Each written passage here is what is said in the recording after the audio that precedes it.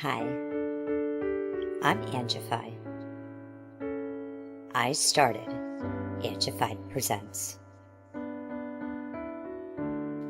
We share the love of music. It has been medicine and therapy. Nothing else worked. It has saved many of us. With mental health, we need to open our eyes. Hurt people hurt people. We ask that you listen, comprehend, and relate with your ears. Form that heart of unity and one. We share on this stage. Statistics, feelings, And ourselves. we stand with the belief to be you, to be heard, and to be original. We all may be different, with opinions and beliefs. At the end of the day, we are all brothers and sisters. We are family. We ask that you join us in a magical journey with artists from around the world. Open your minds, let in the love, and listen with your hearts. We all want a better tomorrow. Be one. Communicate and look out for one another. And then, and only then, will you find the world. We will find peace in all the world.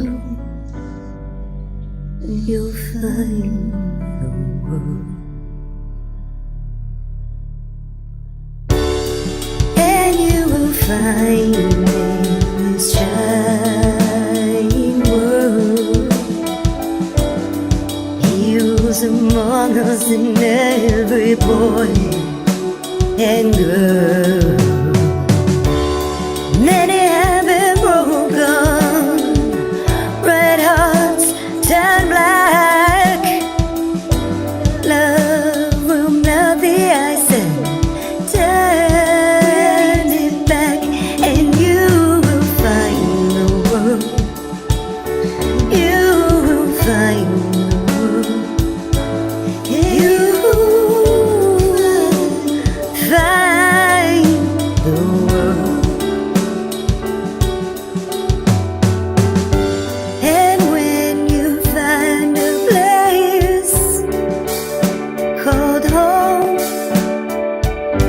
where everyone is free to roam, a whole new world, a better place for our children's futures at stake. And you'll find with music in your soul, laughter in your hearts. Together we can grow a better place with love in us all. And you will find together we can save it all. And you will find a place called home, where everyone is free to roam, a better place, a whole new world for our children's future.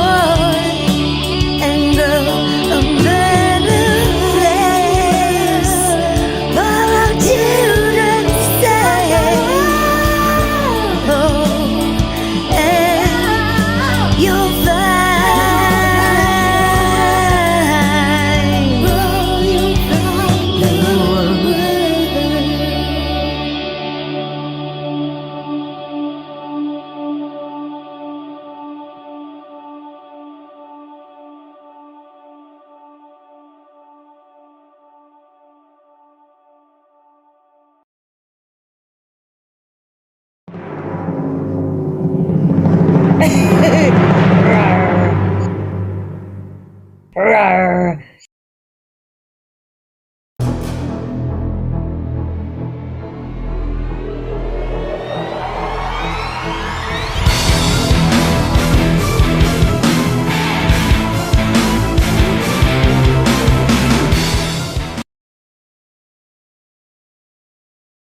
cover digital audio workstations and music tools. We explore theory, gear, and MIDI too.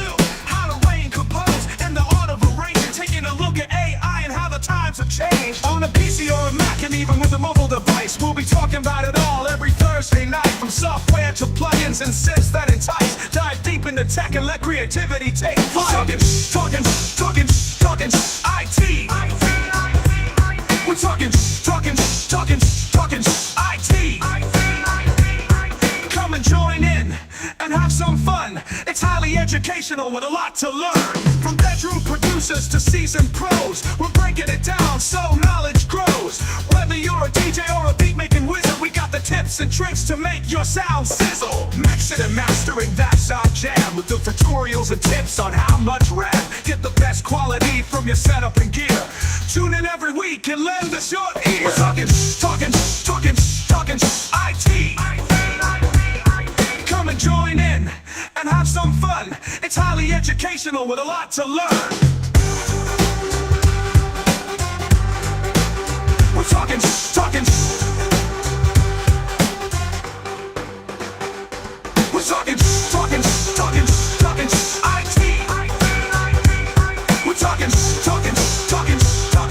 IT. Every Thursday night on Angified.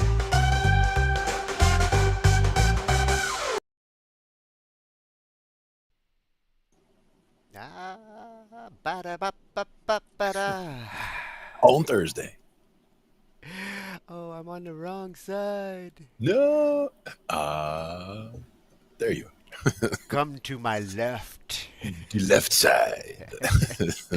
Well, that's where the duchy gets passed. Sure. Thank you. Oh, and you know, for highly educational, tonight we are going to be learning about something really cool, and also something that a lot of people have opinions on. I noticed that last night because, you know, the AI discussion, when people start getting into it, they don't hide their feelings. Like, some love it, some hate it. Seems like there's not a lot who are in the middle when it comes to AI use. And one thing is, I think one of the things that actually both sides have in common, those who love it and those who hate it, a lot of the ones that are on the most extreme sides of that are giving it a lot more credit than it deserves for what it can do. Like they assume it's alive and getting out of the box and that kind of thing, where it's literally just, you know, guessing the next words in a sentence. So it's not at that point, but at the same time, people who try to simplify it down that much are missing the point also, because it can do a lot of very powerful things already, and we're only scratching the surface. So there's a lot to it. Let's put it that way. Yeah, a lot of the people who I see against it feel like it's going to take their job. It's going to take their creativity, and the things that they do that are special to them, they feel like they're losing that with AI doing it for them. Whereas they could be using AI as a tool to enhance what they can do with that, and they'd be able to do more creative stuff, you know, and have more creative output using a tool like that to assist them. But some would still resist it anyway, because they want the work to be entirely their own and not have someone come up and say, oh, that's just AI something, you know, because that also can happen. Yeah, see, me, I can appreciate it for the time saving it can bring. At the same time, I don't want it to do my job. I want it to help save time. I want it to make the workflow more efficient, but I don't want it to do the work for me. Right.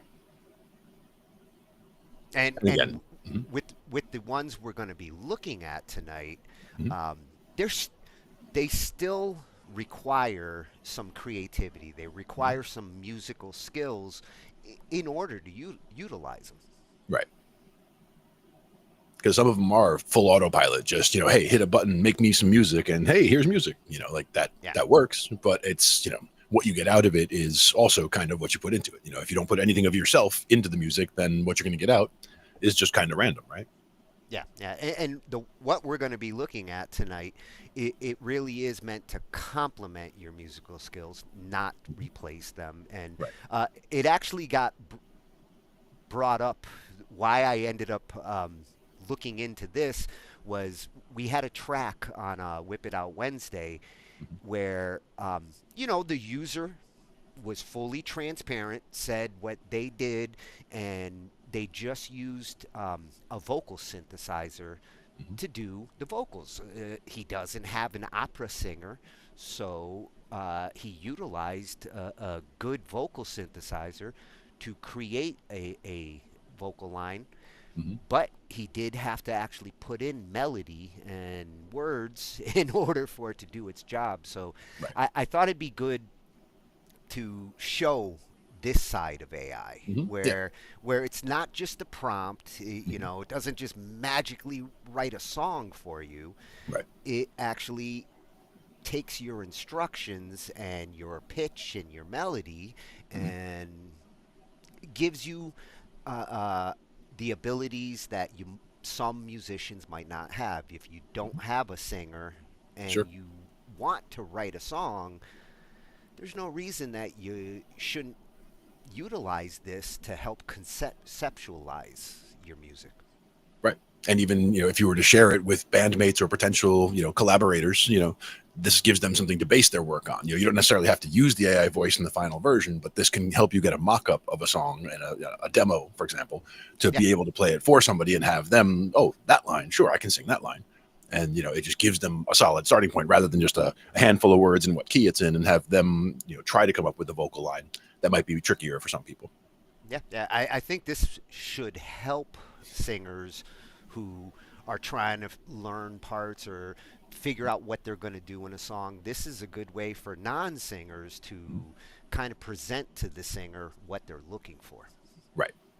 And as you said, you have to have some musical knowledge in order to make this particular tool work. Yeah. So let's see what we're going to look at. To the IT cave.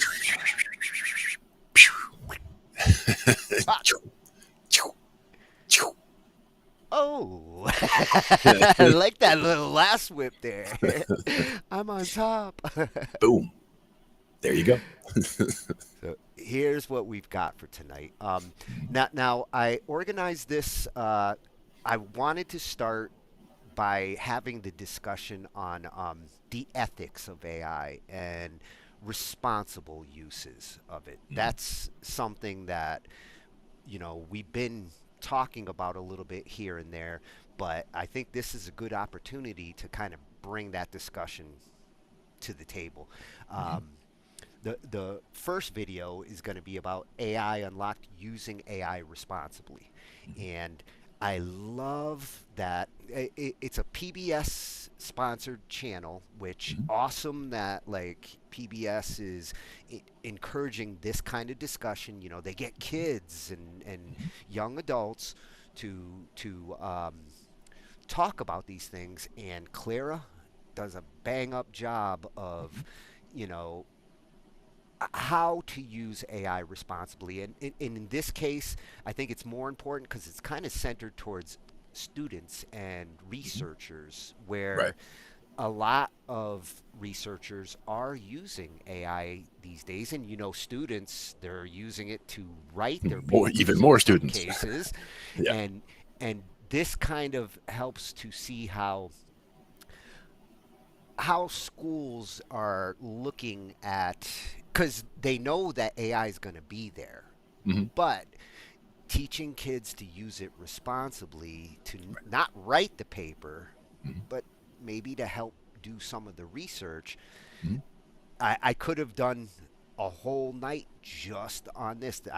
I had videos. You should have seen my tabs as I was looking through this. It looked like Jason's machine. Jason's machine, yeah. But I ended up going with this one because she really sums it up great. This one's going to be coming from MediaWise. All right. And then, I like the reviewers who do the heavy lifting and look at things across the board and kind of cover the whole gamut real quick. And Music by Maddie. This is not a fresh channel. We've been here a couple of times for different VST reviews and other things, but you know, he tried 100 AI music tools. So Nice. He's got some that he feels are worthy of looking at, and you should check these out. That's gonna kind of get us our feet wet on some of these AI products that we're going to be looking at. Nice. And then Dr. Mix, Freshy channel here, and another mix channel. So when we do our mix night, I'll be back, Doctor. But he gets to play with one of those products that's going to get mentioned, and you get to see this vocal synth approach in action. And for this one, he does the singing and then models the singing through a voice modeler. So when you see the results, I mean, he goes from having this like German accent and not sounding like a female to sounding like Celine Dion. Wow. Oh yeah. I was like, oh, I got to get my hands on this. Yeah, for sure. And then the one that I really wanted to look at tonight, Synthesizer V, is a very popular one. That's the one that Sems was using. That when you hear it, I mean, granted, you can hear a little bit of the AI voice. You know, like there's a difference between how a human and an AI human sound. And sometimes it's just the inflection or certain words that just the way it's pronounced. You're like, wait a minute. Yeah. It doesn't quite fit the accent or whatever. Yeah. With these three products that they're going to be looking at through here, the ability to adjust inflections and add vibrato and things like that, Nice. It's really cool how it's actually more flexible than the standard AI voices where they're just talking. And you know, if you're trying to get the AI to talk and give inflection, there's not a lot of things you can do to get the voice to sound the way you want. Well, with the singing AI vocals, there is, and it's really cool to see this stuff in action. So John Audio, another freshie, got half and half tonight. Half the channels are freshies, and the other half are experts. All right. So he's going to take a look at Synthesizer V, and then Greg Kosis is actually going to do a mashup of Synth V, Mic Drop, and Vocoflex, and how these different pieces of software can work together. And he does some really cool experimentation in this. Always like experiment stuff. Yeah. Yep. And then this one, I had to get it in there because not to say that Jason is safe, but there is an AI vocal synth out there that is working on getting those extreme metal vocals. And Raytown Productions takes a look at a product that gets really impressive with the heavy metal vocals. All right. So something that's a little trickier than your traditional singing AI. Yep, it's very specific for sure. Yeah, and then to sum it all up, I had to go to the like Rick. You know, he's been reviewing and talking about AI for years now, and it's kind of interesting to see how his opinion and his feelings about it they're maturing. I feel like he still sticks to his guns about like what AI brings and what the potential failures it can cause in creativity. But he's looking at it with a much more open mind. And I mean, granted, from the title, he says how AI will slowly destroy the music business. I think he still feels that, you know, if it's not dealt with responsibly, if artists don't utilize it properly, it could hinder the music business, creativity, these copyright issues that we're seeing now when it comes to AI. He kind of covers it all, and he does it fairly. Something that Rick's really good at. Oh yeah, always good to hear from Rick. Yeah, every once in a while I need my Rick fix. Nice. And with the AI stuff, you know, between him and Miss Crystal with what she's doing with the legal work, trying to figure out what's legit with AI, those are two channels that I keep up with regularly. Good stuff. So to start, we're going to get into the AI, using it responsibly. And I did have, like I said, I could have covered this one, just this topic, through the whole night. IBM, I got to give them a shout out there because I had a bunch of videos that also deal with the ethics of AI, you know, whether you're using it responsibly, the right approaches to take. And IBM is ahead of the curve. You know, they're one of the ones that are doing a lot of the development and building the hardware. And I think they've made it their mission to try to teach responsible AI use before the laws start to teach you and regulation sets in, because it's gonna this year, guaranteed by the end of this year, some of these questions about legalities and copywriting AI material is gonna get somewhat resolved. And just the speed at which these things develop, whether it's over the next year or the next couple of years, the speed at which things are going to change and be legislated, as you said, is just going to be ridiculous. So yeah, considering when we last looked at it and where we were at and where it is at now, especially with these vocal synths we're going to be looking at, it's been light speed to the progress that's been going on. Yep, and we've always talked about the double-edged sword, like with the vocal simulations, where I could feed it my voice and we can have AI Glenn read something back to you. We have to worry a little bit about where that's going, but that's all part of that ethics conversation as to how well those things are digitally watermarked. How much can you tell that it's something that was in fact generated versus something that was legitimate? And that was one of the videos I was looking for, to see about the possibilities of audio watermarks that are transparent, that with the beats that people do out there, you'll hear watermarks a lot of times. They usually put them like right at the beginning, makes it clear who did the beat making.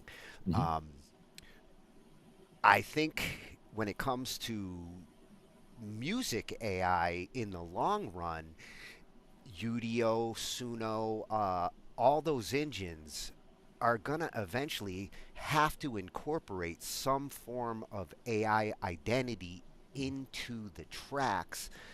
You don't hear it, but you can pick up the subliminal watermarks, and then even if someone says, no, I didn't use AI to do that, well, you're not going to be able to hide that fact.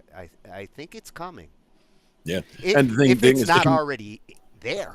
Any system like that, though, as we're saying, it can always be circumvented in some way. Like they can play the audio through something and then just re-record the track. I mean, there's ways to try to get around some of that, but outside the frequency range could be one way to get around that. Like, if you have data in the track that's either so high that speakers could not possibly do it, or so low that that it won't matter to the actual song, but it can be data in there.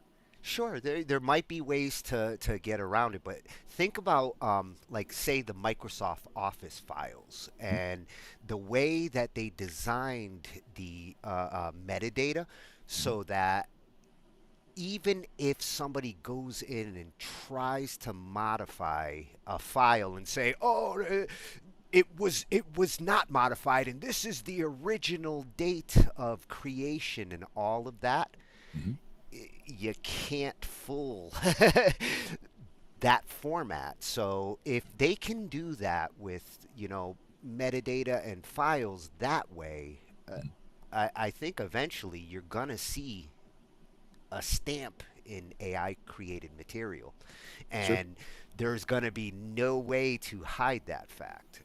Yeah. It's kind of like when it comes to images and like, when Photoshop had come out and people were like, you can't, it's getting so good that you can't tell an image that's been manipulated if it was manipulated really good. But the truth is digital forensics can always tell if an image has been modified. It's modified, but you can from multiple sources.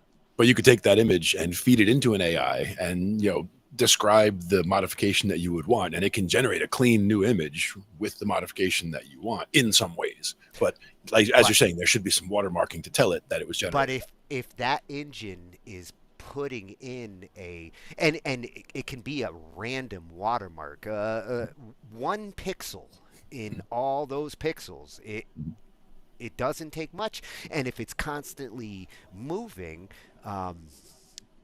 it'll get hard for people to get around AI identification. And again, I'm not suggesting that people try to, fool the system or anything like that. I'm simply, suggesting that there are maybe both sides of ways to get, to see if it's been manipulated and also to see if it's been generated by AI. Yeah. And for me, I think it's to our benefit to solve these things, to be able to identify what's what. And because right now, like, some people are concerned about AI because they can't tell what's real and what's not.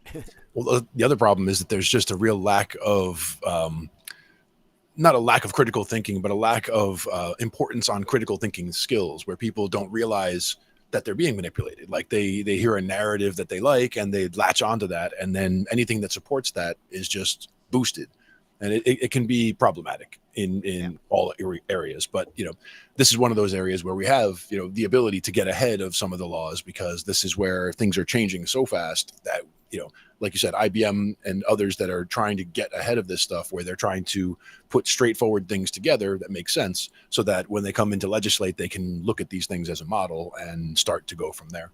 Yeah, I think you'll get better advice from IBM than you will from, say, the senator who puts up a bill to just force regulation, regardless of the reality of the situation. There needs to be consultancy communication there, so that they understand from industry leaders, because I wouldn't expect senators to all understand all the ins and outs of AI and what's coming and all that without people who can describe it and explain it to them in a cohesive way. Yeah, well, if they handle this the way they handled social media 5-6 years ago, I'd rather leave it up to the experts. Yeah, exactly. Yeah. So this one's coming from @MediaWise. This is a channel that PBS sponsored, and like I said, they utilize young adults to hit the topics that kids really need to be. This is the kind of education tomorrow's high schoolers really should be one of the requirements. You take home ec or you take accounting because it's going to be useful in life. Well, these kinds of discussions, kids really need to understand this stuff now. Yeah. As they're utilizing it with their learning, and kids shouldn't shortchange their education just because an AI can write a paper for them. The purpose of writing the paper is to learn something, and if you don't learn anything because the AI is doing it for you, then you're cheating yourself. Yeah, and you're not going to pass the test. I mean, you might be able to turn in the assignment and, oh, hey, I got the assignment done and, saved myself a couple hours. So I had a couple extra hours of video game time or whatever. But, it's not going to do you any good in the long run because you didn't learn the stuff. So you're not going to pass it on the test. And the knowledge that you're supposed to have that they think you have, you don't. Yeah. So we're going to take a listen to what Clara says about using AI responsibly. And I hope everybody, considers this is a responsible approach to bringing AI into your workflow. All right. Or if you are a student and you are using it to do research and things like that, that you still learn what you're supposed to learn and don't let the AI do it for you. Exactly. Put in the hard work. You may be seeing these icons popping up everywhere online. The robot head, the spark, the circuit board, or this abstract figure. These are meant to tell readers that AI has been used in some way in the posts, images, or videos they are looking at. But since widespread use of generative AI is pretty new and always changing, there's no single method to tell audiences when AI is used, and there's no single rule about the right way to use AI yourself. It can get confusing fast. So let's break it down. Hey everybody, welcome to AI Unlocked. This is a series brought to you by MovieWise and PBS News Student Reporting Labs, where we break down the world of artificial intelligence in ways you can actually understand. In our first video, we talked about what generative AI is, but when we use AI, we also want to think about doing what's right and making good choices. In other words, let's talk about using AI ethically. So what does using AI responsibly mean? First rule, be honest. If you're using AI to create something, let people know. That's how you build trust and avoid confusion. Nobody wants to feel tricked. Most teachers these days will tell you that if you use AI in any of your work, you need to cite it, just like you would any other source. The MLA even has a citation style for AI. Beyond a citation, you should say what tools you've used, how you use them, and why you use them. Second, use AI to help, not to cheat. If you're learning something, make sure you're still learning. Let AI be your assistant, not your replacement. Because it's just an assistant, always double check and verify any factual information you get from it for accuracy or potential bias. Finally, know when to use AI and when not to use it. Generative AI is super useful for brainstorming ideas, checking your spelling and grammar, creating study tools like flashcards, getting technical help, or writing computer code. You should not use AI to submit a completely AI-generated essay. Pro tip, AI doesn't generally write great essays anyway. Find medical or health info, these tools make mistakes. Create fake or unethical content. If you're confused about when to use it, ask your teacher or check your school or organization's AI policy. We found some good ones. Here's one from the College Board, which oversees AP classes, and this one is from the Illinois Principals Association. Both have this warning in common. AI is not a substitute for schoolwork that requires original thought. Now let's talk about spotting responsible AI use in the wild. Whether it's a news site or your favorite TikTok creator, here's what to look for. Transparency, they're clear about how and where they use AI. Accuracy, they fact check anything created with AI before sharing it. Real content, they steer clear of making harmful, misleading, or outright fake images, videos, or posts. Start by checking for transparency. Just like you would do if you were using AI, creators should tell us if AI was involved. Look for disclaimers like, this image was AI generated. If they're hiding it, ask yourself why. When creators are upfront about using AI in their work, it helps viewers and readers better understand what they're seeing and builds more trust. If they say they've used AI, you can decide how ethical that AI use is. But what if they don't? How do you even know something is AI generated if it's not labeled? We'll talk more about detecting AI later in this series, but it's important to know some creators are using AI to churn out a lot of low quality content. It's called AI slop, and you can see it everywhere, from online ads to articles. This is why it's important to pause and question anything that looks like robot writing. Does it feel rushed or repetitive, like someone let AI do all the work? Responsible creators use AI as a tool, not a shortcut. This all seems simple, but let's look at an example. When a photographer created this AI art as a statement about the war in Gaza, it spread across millions of accounts as a strong image that represented the war. But does the fact that it was not labeled as AI make it less powerful? Or the fact that it's not a real image from the war at all? What do you think?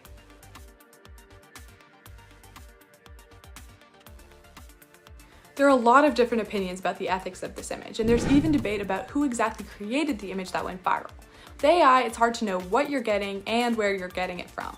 So for images or anything else you think is AI, pay attention to accuracy. Are their facts solid? Do they link to credible sources? AI is great, but it's not always perfect and it's not always accurate. If content seems off, dig a little deeper. Finally, does the creator or news organization have an AI policy posted on their site?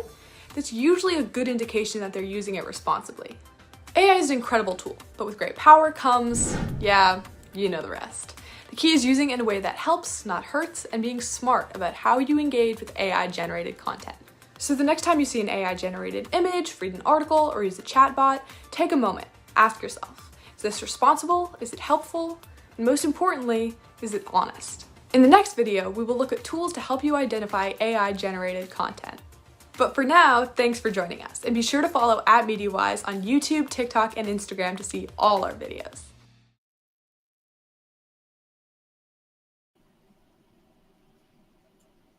Oh, she tapped into my inner love of Spider-Man.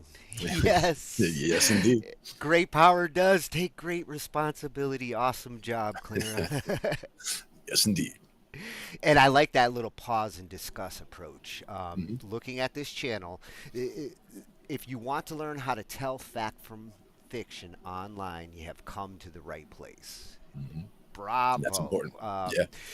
It's good to see that there are, and especially that young adults are driving this, because that's where it's going to matter.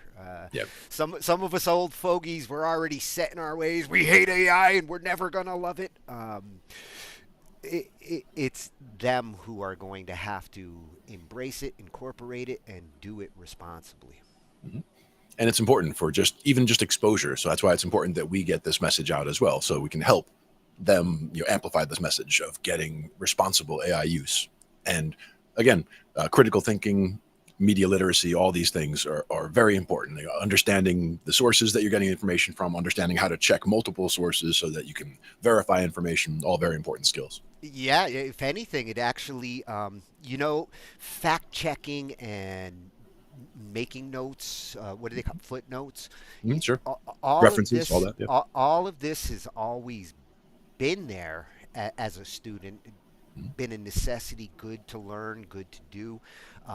If anything, it's gonna be more important. And she made a good point there that AI can be wrong. Oh yeah. How it interprets facts and what it throws at you and says is a fact, you can't just take it literal from the AI. Yeah. And again, a lot of times it looks very impressive. It looks exactly like it should. Like you could have it write a scientific paper for you that would include all the citations at the bottom, but all of those citations at the bottom are made up. It's sometimes the AI hallucinating, they call it, where it's just the AI making stuff up. And if you're trying to do scientific work, you need things to be very accurate. So that's where it's extra important to make sure you check every step. But if you're doing something, like a marketing campaign or something, you can have it write whatever, because the accuracy is not as important when it comes to, the language being used to describe how beautiful something is, for example. Whereas, again, science, accuracy is very important. But when you're so understand what you're trying to use the AI for also, and don't have it do the heavy lifting of scientific research, that kind of thing.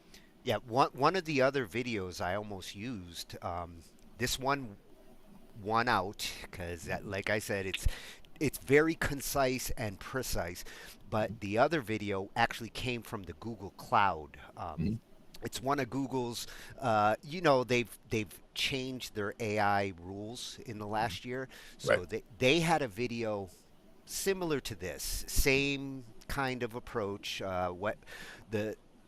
making the same suggestions. And in that one, the guy cited an example where the researcher had taken quotes from a writer who had given his opinions in a book and presented it as if it was scientific fact, just because this person said this in the book, but it was the person's opinion. It's not fact, it's a person's opinion being presented like it's fact, and the AI got confused about that. Exactly. And that's exactly the kind of confusion that'll happen, and that's why it's so important to check the work that the AI does. Yeah, that caused me to go down a little rabbit hole for a couple more videos on AI hallucinations. So when you mentioned it, I was like, oh, believe me, I have seen some. Exactly. And it's, it's one of those things that as you work with AI, you've seen it, we've seen it in the, when doing imagery with AI, you can see what it was doing with hands in the beginning. Like it couldn't do anything, everybody would have 6 fingers or 12 fingers, or they're all like wavy all over. It just could not figure out hands at first. And they've improved a lot with those by specifically trying to, program around the problem. But the fact that the problem came up in the first place was quite interesting. Well, actually, when it comes to hands and drawing them, I'm not surprised, because in the cartoon world, that's why The Simpsons went with the 4 fingers. And hands are especially complicated to draw. And in some cases, it's just easier to deal with this. or the thumb's got to be in there. But well, you could also just have something in the hand all the time, like a cup of coffee or whatever, get around that problem as well. Yeah, but if it's a difficult thing for humans to do, no big surprise that like the AI, especially early on AI, would have the same problems. Yep, and just interesting to see how they've come so far now, where it used to be, we were talking about being able to tell what's been AI generated or not. Anything that had people in it. In the early days, it was extremely obvious because the fingers were all messed up and extra arms and all that stuff. But now it has gotten that much better, where it is harder to tell it. Well, and it's one thing to detect like artwork that's generated by AI, but fact checking and these kinds of things, that's even more difficult. And I will definitely be going through these videos because they're kind of showing ways to spot things. And if you are a student, your professors and your teachers likely going to be looking for the same kind of things. So good to know.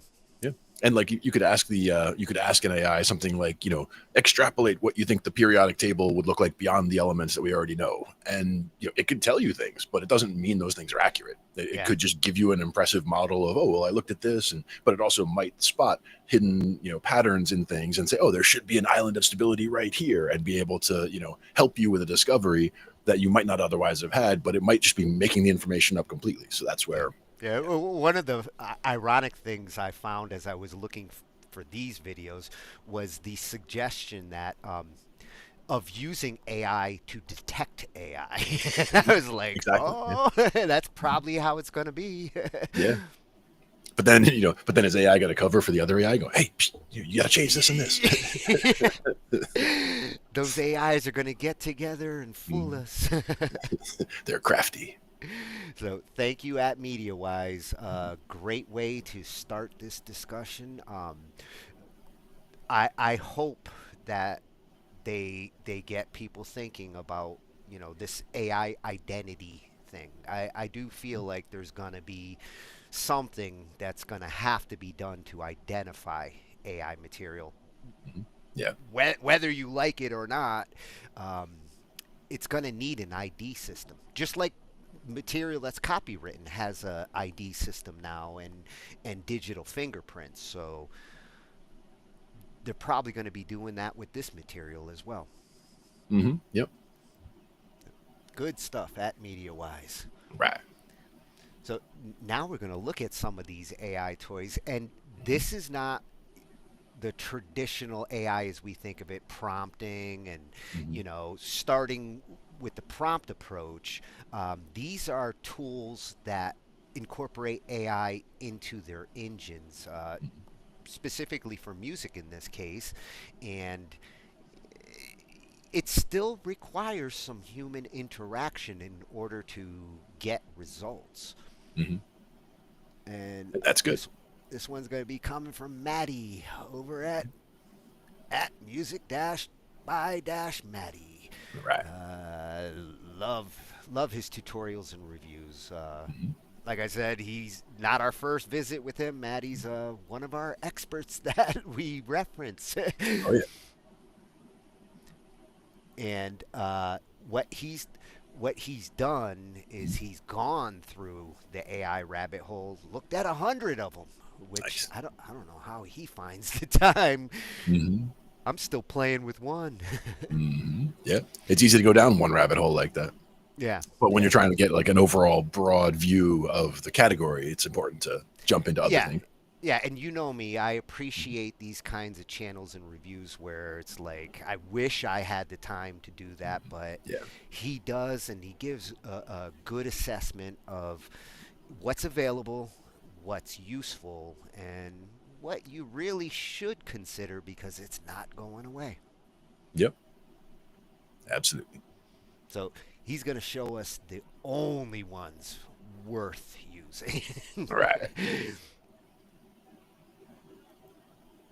I've tested over 100 AI music tools, and let me tell you, most of them are completely useless. But a few of them are insanely good. So good, in fact, they've completely transformed the way I make music. Today, I'm breaking down the AI music tools that I actually use as a professional music producer that all make making music easier, faster, way more fun. Let's get started. I've broken down this video into various sections depending on the type of AI music tool that I'm using. You can find and go to any of those sections using the chapter markers below. The first one on the list is called Backbone, and it's an AI music sampler from the company that makes Cubase, Steinberg. Backbone works by using AI to generate drum samples. Check this out. You can click this slider here, click new, and then you already have a sample. You can even use this slider to get different types of sounds, like a cymbal. You can use these knobs, and you can even randomize the amounts by doing this, and you can get some really interesting results for your drum sounds. I also appreciate that it has a pitch, filter, amp, and even a re-synth model that you can add in to change your sound even further. Let me make a quick drum beat only using Backbone to show you what it sounds like. Here's the beat that I made.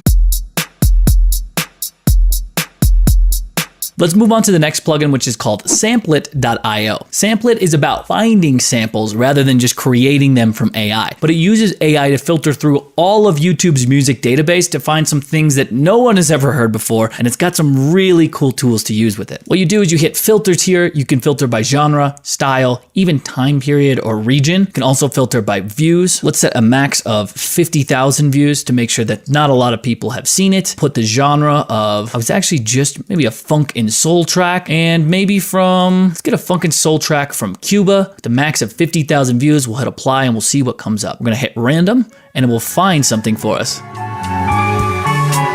Every single song that you've already gone through can be gone back to. You can even favorite them. I love this app. I love this app. If I'm creating any kind of beat with a sample, I go through here, I find the parts that I want to, and I find some stuff that no one's ever sampled before, spin it and make it your own. Now let's get on to the next AI music tool. The tool itself is called playphrase.me, and all you have to do is type in a word or phrase that you want to find, and it will search movies that have that dialogue in the scene. So if I search the phrase "let's go," it will come up with movies that say that exact dialogue. So his teeth into something he never lets go. perfect. This is a paid service if you want to get more than 5 movies, but some phrases have hundreds of movies. It's a really cool thing that you can use, but also just for throwing in some dialogue before drop. And the last AI music tool for samples that I like to use is called XO by XLN Audio. Organizes the samples by type and into colors. For example, I can go here, click the arrows on my keyboard, find a kick drum that is really satisfying to me. I can even hover, hold down my mouse. I can also do the same. I can find all my sticks. I can find my hi-hats. I can find my effects, my cymbals, my claps,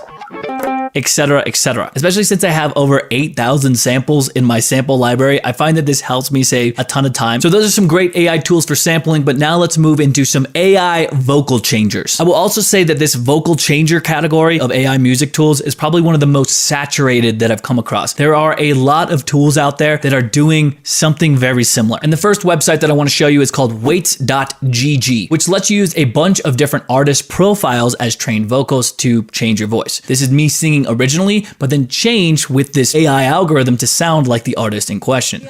Go on, I'm still driving down this road. Pretty good. Let's hear Adele. Go on, I'm still driving down this road. Pretty good. Let's hear Bruno. Go on, I'm still driving down this road. Pretty damn good. Check out what mine sounds like. Go on, And I'm still driving down this road. Pretty close, man. Pretty close to the original artist. Now, keep in mind that using sites like this, please get the permission of whoever you're trying to recreate. I don't know much about the legality of all of this, but just know that you can't use Bruno Mars's voice and then monetize it on Spotify. Just don't do that. That's ethically bad. Bad, bad, bad. If you are planning on releasing some music, there is another website that I'd recommend. Audemy is a paid service, but it has some royalty-free vocalists that sound really good. Just like what was done with my voice on Bruno Mars and Adele, you can do the same for some royalty-free artists so that you can actually monetize them or put them on Spotify and not have to worry about copyright.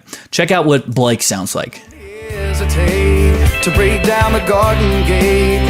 There's not much time left today. Pretty damn good. To be completely honest, I don't use this service. I mostly just sing the stuff that I write. But if you're not a vocalist, this could be a good tool for you. But let me tell you, by far the best algorithm for actually using these AI vocalists is called SVC. This is more complicated than the previous version, but it's actually the code that goes behind a lot of these websites anyways. There are a couple of projects going out there, but the one I'd recommend you checking out is called Apollio. You can find it at apollio.org. You can also find them on GitHub. When you get there, you can go to the Google Collab, which is the UI. You can run each part of your code here. You can put in your own voice. You could put in your own trained vocal, which you'll have to find online, and then you can use it to get your own results. I'm not going to dive into this. I just want to introduce this to you. It's more complicated. There are some great tutorials out on the YouTube that you can use to do this, but I want to introduce it to you. Those three methods are the ones I'd recommend for AI vocal changers. But now let's get into AI stem separators. When I first started with stem separation, I used lolol.ai, but now there are a lot better tools and more convenient tools. If I'm going for something that's quick and dirty, I'll use the built-in tools of either FL Studio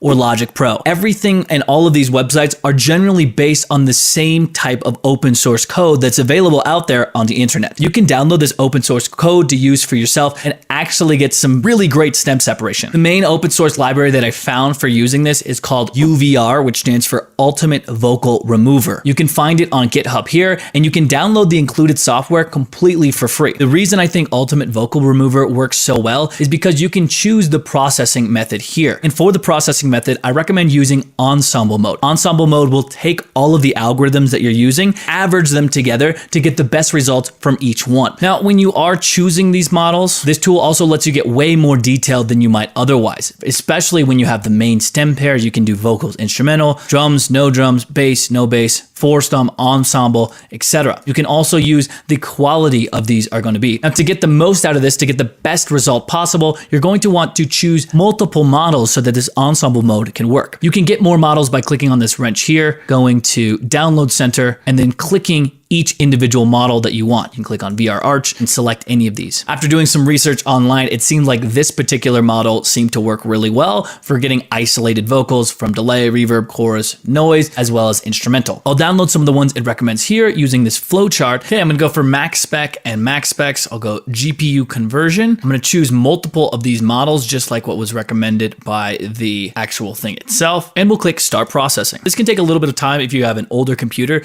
but afterwards, the results are well worth it. And once it's complete, it will give you a folder, one with the vocals, one with the instrumental. Let's drag these in and compare them to the actual vocal track itself, just vocal, and the actual instrumental to see how close it did. So here's just the vocal by itself.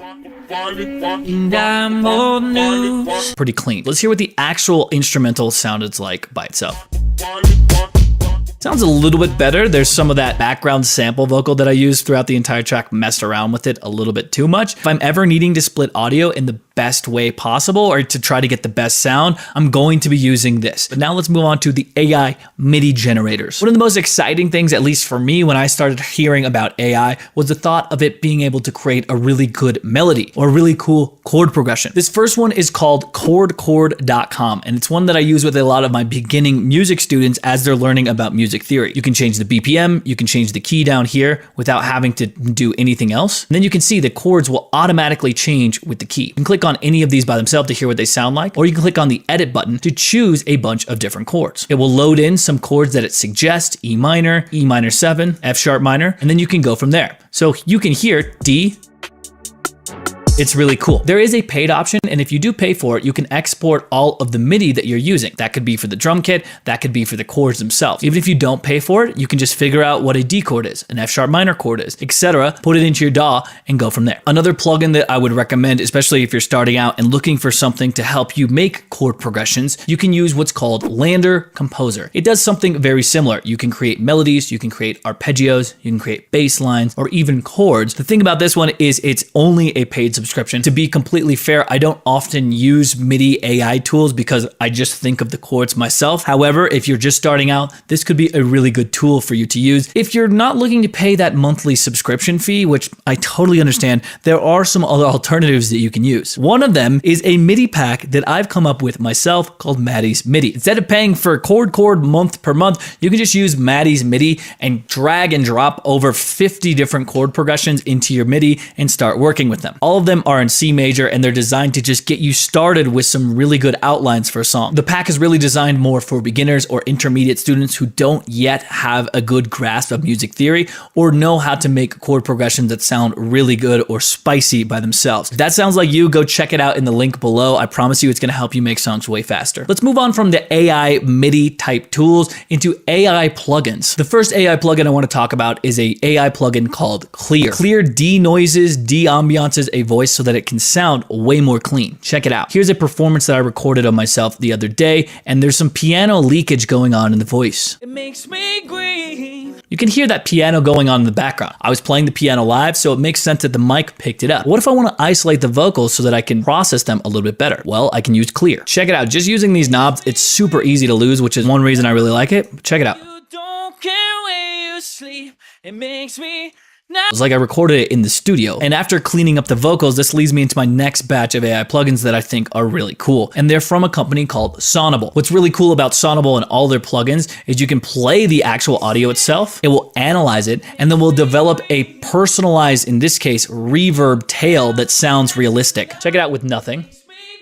With both of these. It makes me green. It's really cool what this smart reverb's able to do. It brings me on to my next AI plugin, which I use all the time, which is Ozone by Isotope. It does something similar to Sonable. If you click here and play your song, it will analyze what's going on in your song and then add what it thinks it needs to have a professional sound. It added this EQ here, it added a stabilizer, it added an impact or changed the dynamic impact of each individual frequency band, a stereo imager, dynamic EQ, and then most importantly, the limiter itself. Now I will say that oftentimes I find Ozone to be a bit brighter than what I like to listen to. So I like to turn these down. I also like, in this case, we don't have any bass. That's why it's boosting this really low frequency. It's just a piano and voice in this case. So take this with a grain of salt. It's also really good for identifying frequency spots with the dynamic EQ, adding in some stereo width with the imager. All of that is going to make your mix sound that much better. Okay, that's it for AI music plugins. Now let's move into a other AI tools category. The first is ChatGPT. Especially as you're learning music production, you can ask it a bunch of questions to figure out things about producing itself. And you can see here that it's giving you some good actionable things that you can do on your compression for your vocals without having to know anything at all. You can also use it to brainstorm content for your next music release. Maybe you can tell it, give me 10 content ideas to help me promote my new song. There is a competitor that is open source and free called DeepSeek that has been recently released. It's made a lot of headlines recently, but in my testing so far, ChatGPT tends to do better in creative tasks, which I have it doing more often. And the next app that I'll recommend as an other type AI music tool would be Midjourney. Midjourney is fantastic for creating realistic type photos. And when people ask me what I'd recommend for an AI tool to generate album art, this is what I always recommend to them. You can use this for album art cover inspiration. If you have an idea in your head, this can be good to send to an actual artist itself so that they can get a sense of what you're actually looking for. But check this out. An album art cover of a Volkswagen bus flying in the sky under a rainbow cartoon. It spit this out in, I don't know, 20 seconds. If I want to, I can just click this refresh and we'll get another one. But already that would be a pretty cool album art cover. Now it's time to go over some of the AI music tools that will create full AI generated songs. When people ask me if I'm worried that AI is going to take over my job as a music producer, these are the websites that scare me the most. But they're not quite to the quality of music that the best of the best are releasing in the world. I use both of these websites for more than anything else, inspiration. I'm not creating any AI music and then giving it to clients. It's just obviously AI to me. The first website I want to bring to your attention is called Suno AI or Suno.com. What I like to do is just go to the front page and listen to some of the trending music, because listening to this music, it was created by AI. There are parts of it that you can use for your own music. A really cool idea. The other one that I use is called Udio. You can get some cool results. Just like ChatGPT or another AI tool, you can give it some good prompts and it will give you back some fully created song. For this prompt, I gave it create a song that is an autobiography of a dollar in the style of bluegrass, indie folk, and Americana. And check out this one. These other three weren't as good, but this was my favorite. Started in the mint, fresh and clean, passed from hand to hand, living the dream. Obviously AI instruments. You can hear a lot of artifacts going on with the instruments themselves and even the voice. There's some weird sounds going on that gives it away as AI. But if you can take that idea, you can take those chords, take that feel and that rhythm and then put it to your own song, why not? Why not? I think that that's totally fair. That's exactly what I use Suno and Udio for, is that inspiration, and hopefully it can do the same for you. All right, so those were some of the AI tools that I use that actually work, and to be honest, they've changed the music production game for me. If you found this helpful, do me a favor, hit the like button. That will help get this out to more music producers to show them some of these tools. And if you want to level up your music production even more, go check out my MIDI chord pack, Maddie's MIDI. You can save yourself that monthly subscription fee and get a ton of chord progressions to get your song started right away. Link is in the description. And if you are looking for even more tools and recommendations to level up your setup, I made a video of the 15 best audio plugins for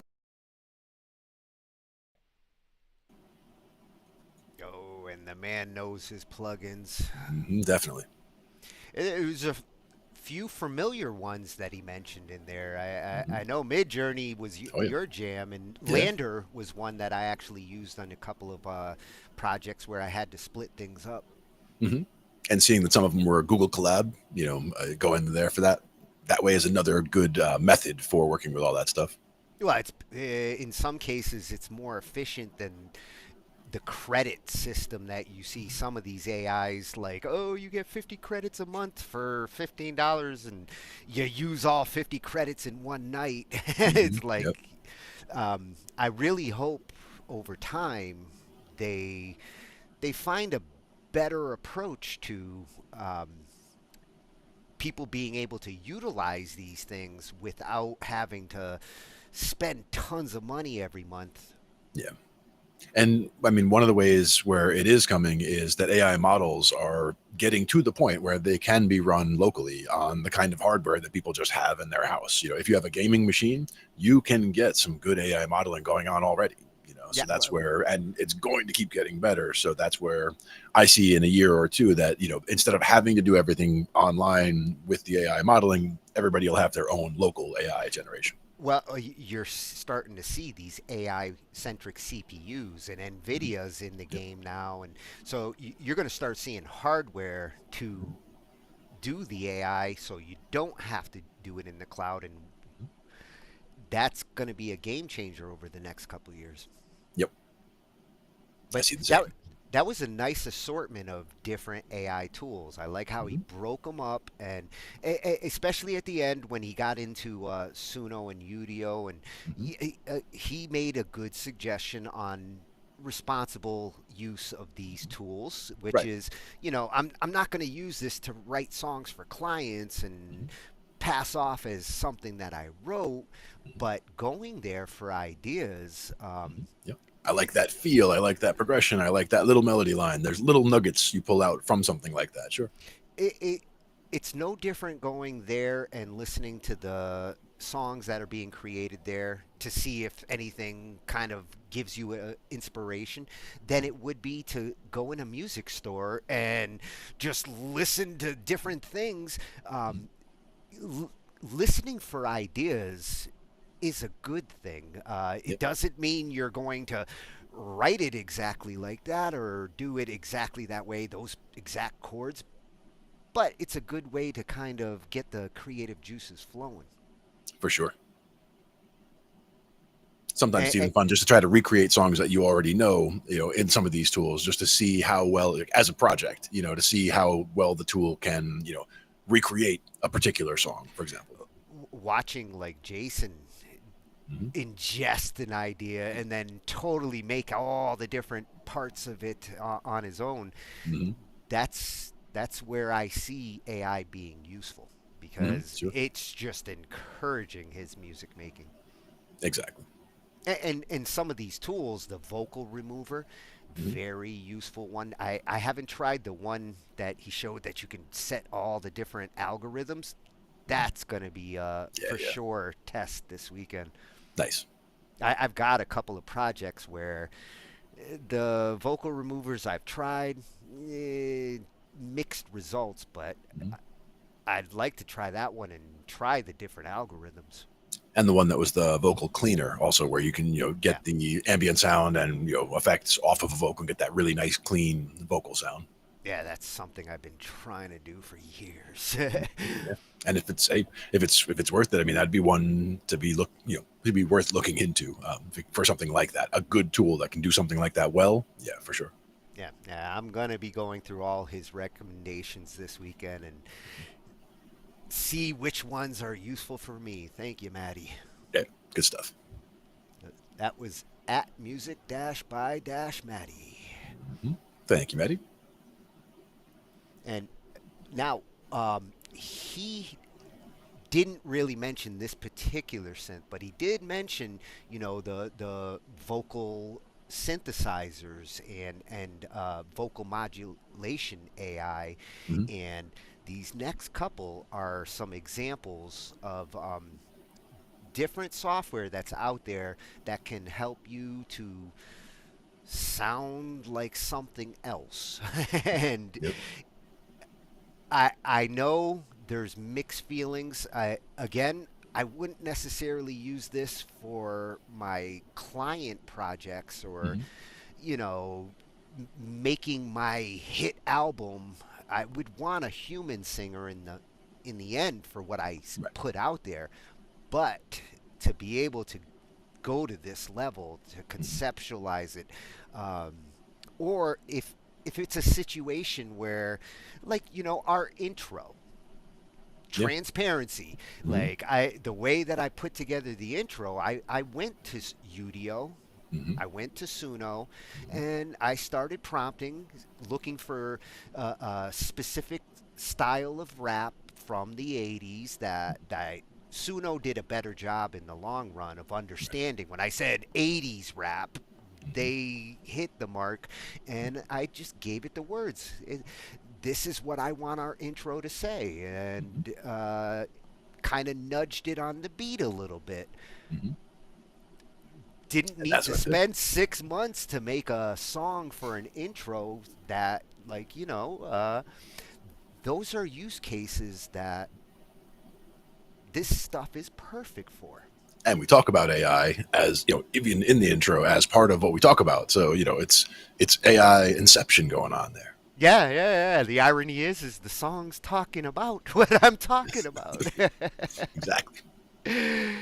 But wait till you hear what the voicing you can do with some of these.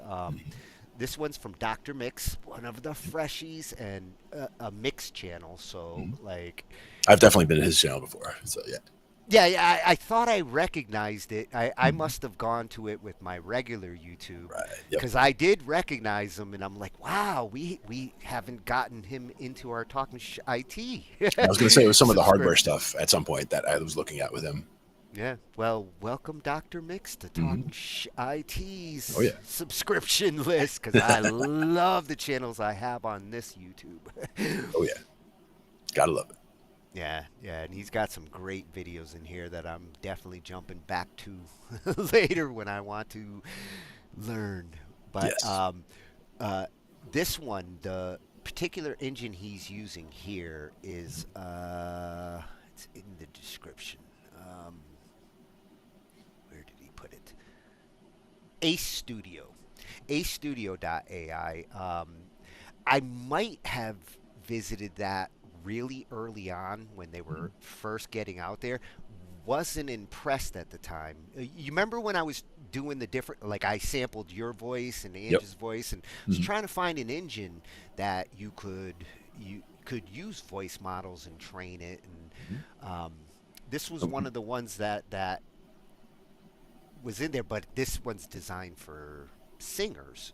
Right. We had to go quoth the Raven nevermore. We had to do that in the Glenn voice.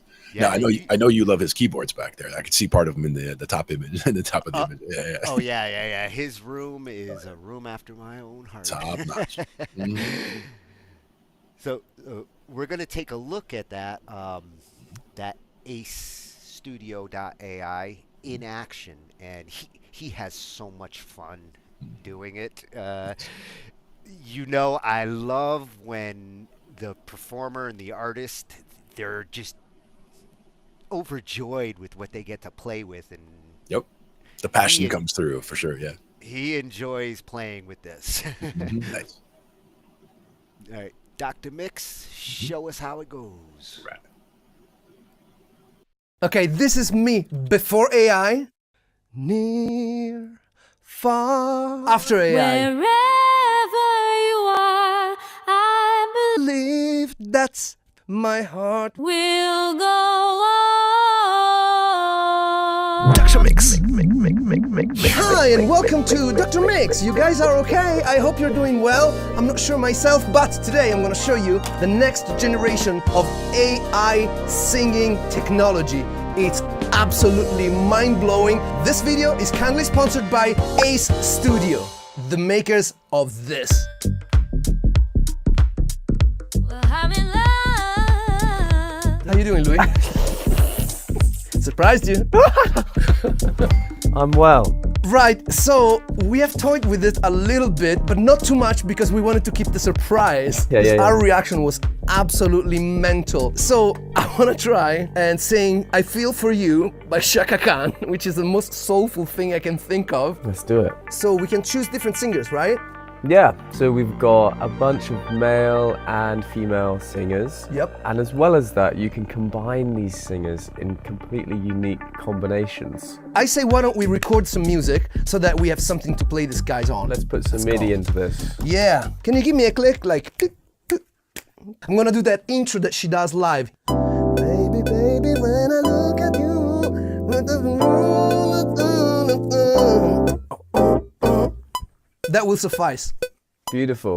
We didn't record it though. I didn't. Okay, let's go. Okay, let's go. 1, 2, 3, 4. Baby, baby, when I look at you, I got the warm feeling inside. That's it. And then I guess that we're gonna record the MIDI of it. Yep. The vocal MIDI. I don't know how to do the embellishments. We'll find out. We'll find out. Let's go.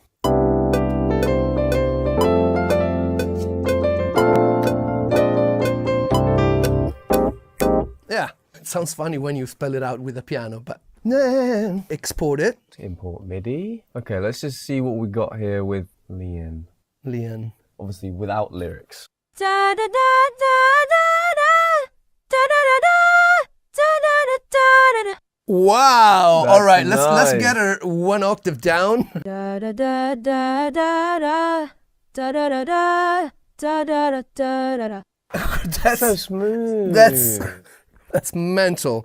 Okay, we haven't put anything in it because we are in C. Let's go to F. I think she would sound better in that range. So what is she? A soprano? You tell me. Yeah, that would be, let's go up 5 semitones. That would be a 4th. I'm gonna drop a chart for you with all of the references of vocal ranges from bass, baritone, tenor, all the way up. All right, let's listen to it. Da da da da da da. Nice. Da da da da da da da da da.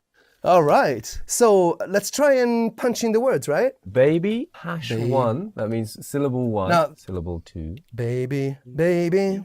2. When I look at you. Ooh. Yeah, so in this case, we just leave this one as the dash and it will just continue that word for us. I get a warm. We're gonna have to do that warm, like sort of gospel-y thing. Slide up, yeah. Yeah. Feeling inside. And then these are just... Yeah. All right, let's listen to it. Baby, baby, when I look at you, I get a warm feeling inside. Okay, can we go Yeah, warm? So to do that, we can actually just draw the pitch in, which is amazing. Oh, wow. So we look at this here, we've got our pitch, and we can go... Yeah. I get a warm feeling Whoa! inside. Let's make it longer Really then. longer, yeah. Long. I think with the whole note needs to be longer. Oh, that's cool. Can you put a little bit of vibrato at the end, like gospel singers can do? Yeah. We'll just go vibrato. Vibrato. Vibrato. Look at this. Get out of town. Get out of town. And then once we have it here. In the world. That's how it's gonna play out, right? Yeah. Yeah. Like a couple, at least a couple of them. Yeah, like that. Yeah. Let's see how this sounds. I get a warm. Let's let's smooth that out. Yeah. Yeah. Sort of like this. Oh yeah, that's right. I get a warm feeling. This is mental. I get a warm feeling inside. Is she nailing that? Yeah. Inside. She does nail it. Pretty nice. Do you have any expressivity that we can maybe play with? Power. We've got a lot. Firstly, we can add in our breaths. Okay, let's. The spots where we can add breaths. Okay. Where it makes sense. You Okay. know, which is just amazing in itself. Baby, baby, when I look at you, I get a warm feeling inside. Absolute madness. That's crazy. But yeah, let's maybe add some more energy to that last. Where also, else? No. Yeah, let's Yeah, see. that bit. Let's see here. Oh, more energy. I like that. No, actually, no. The energy should be there. Like, Okay. You know? Yeah. I get a warm feeling. Oh! How about if I play this again now? Because it's changed key. Come on, I want to listen to her in context. Let's do it. Baby, baby, when I look at you, I get a warm feeling inside. Next! You should subscribe to this channel because there is so many things coming that you don't even have any idea of. Come on, I've been waiting for you. Yes! Thank you. It does help the channel a lot. All right, you know what I was thinking? Yeah. How about if we do like a very sentimental power ballad? I'm Sure. thinking of You Got a Friend, the James Taylor version, obviously. There is another way to input your notes into this machine, which is by singing. And you're not allowed to make fun of me. Okay, let's go.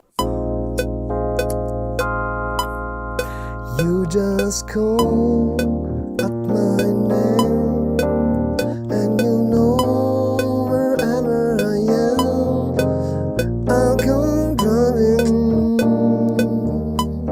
to see you again. With no spring, summer, or fall, on the rock and the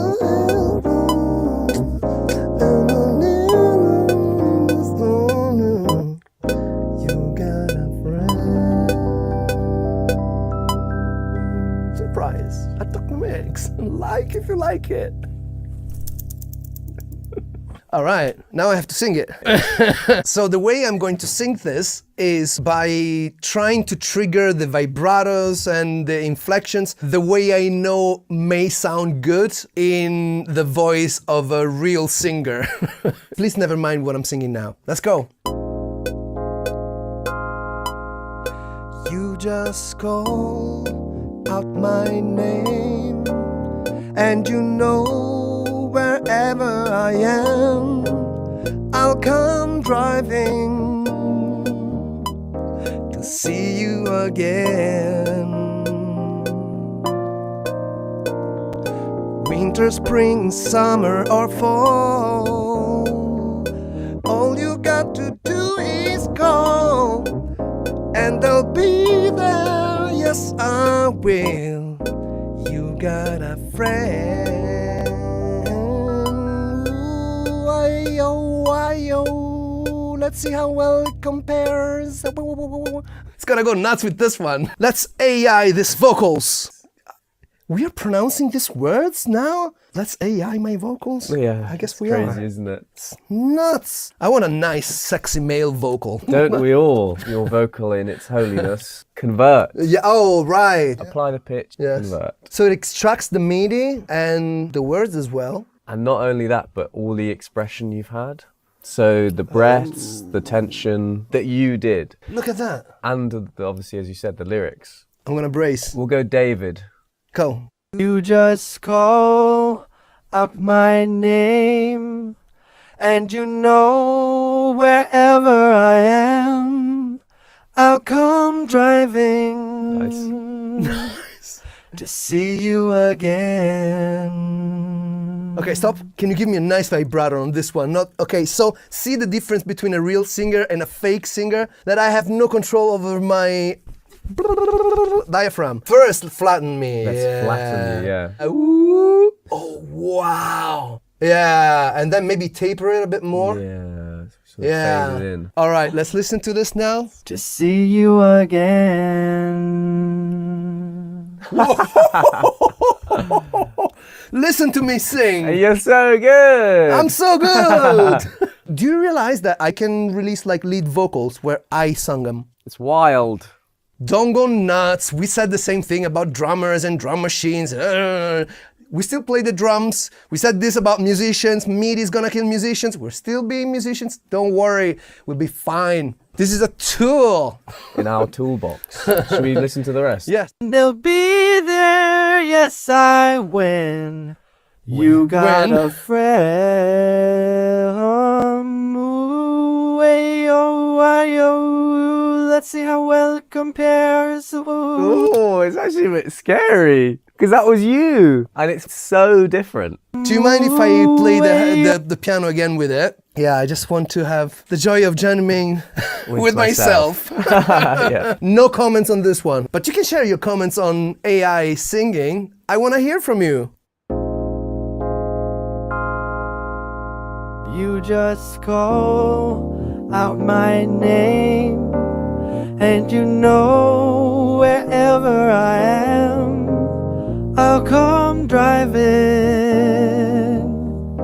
to see you again. Winter, spring, summer, or fall, all you've got to do is call, and I'll be there, yes I will.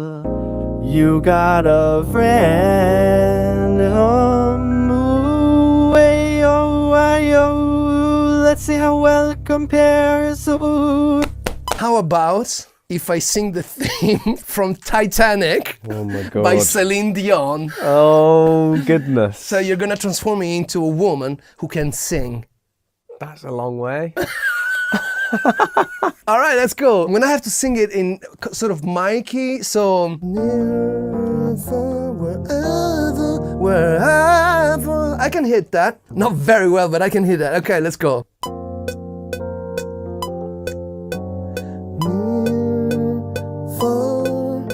Wherever you are.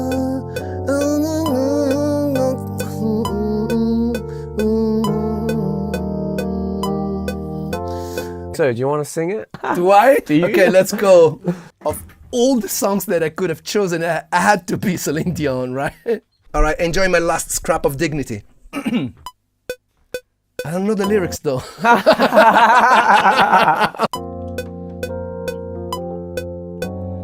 Near, far, wherever you are, I believe that's the heart does go on.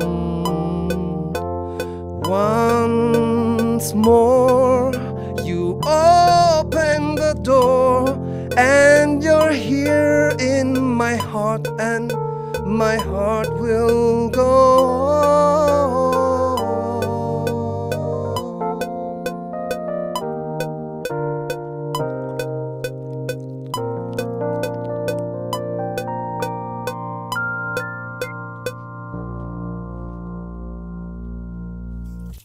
a tear to my eye. Okay, let's fix this and feed it to the machine. It's gonna require a little bit to finesse this thing, so I am going to make an exclusive piece of content on drmix.com. All you need to do is register your account and you'll get this editing, the entire session, for free. How's that? It's good. Okay, let's go. My heart will go on. A bit far. Whoa, I'm seasick on the Titanic. All right, how about if we put a little bit of reverb? Okay, this is me before AI. Near, far, after AI. Wherever you are, I believe that's the heart does go on. Once more, you open the door and you're here in my heart, and my heart will go on.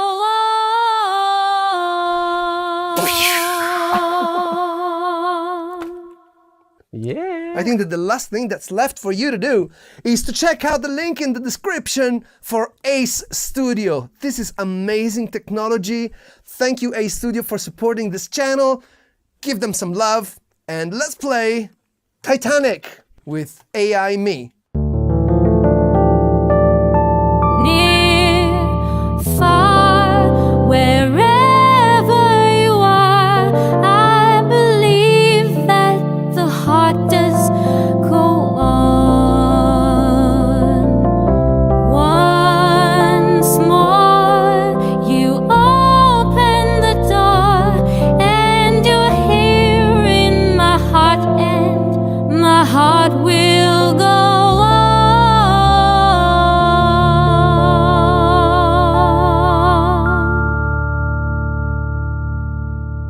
Dr. Mix.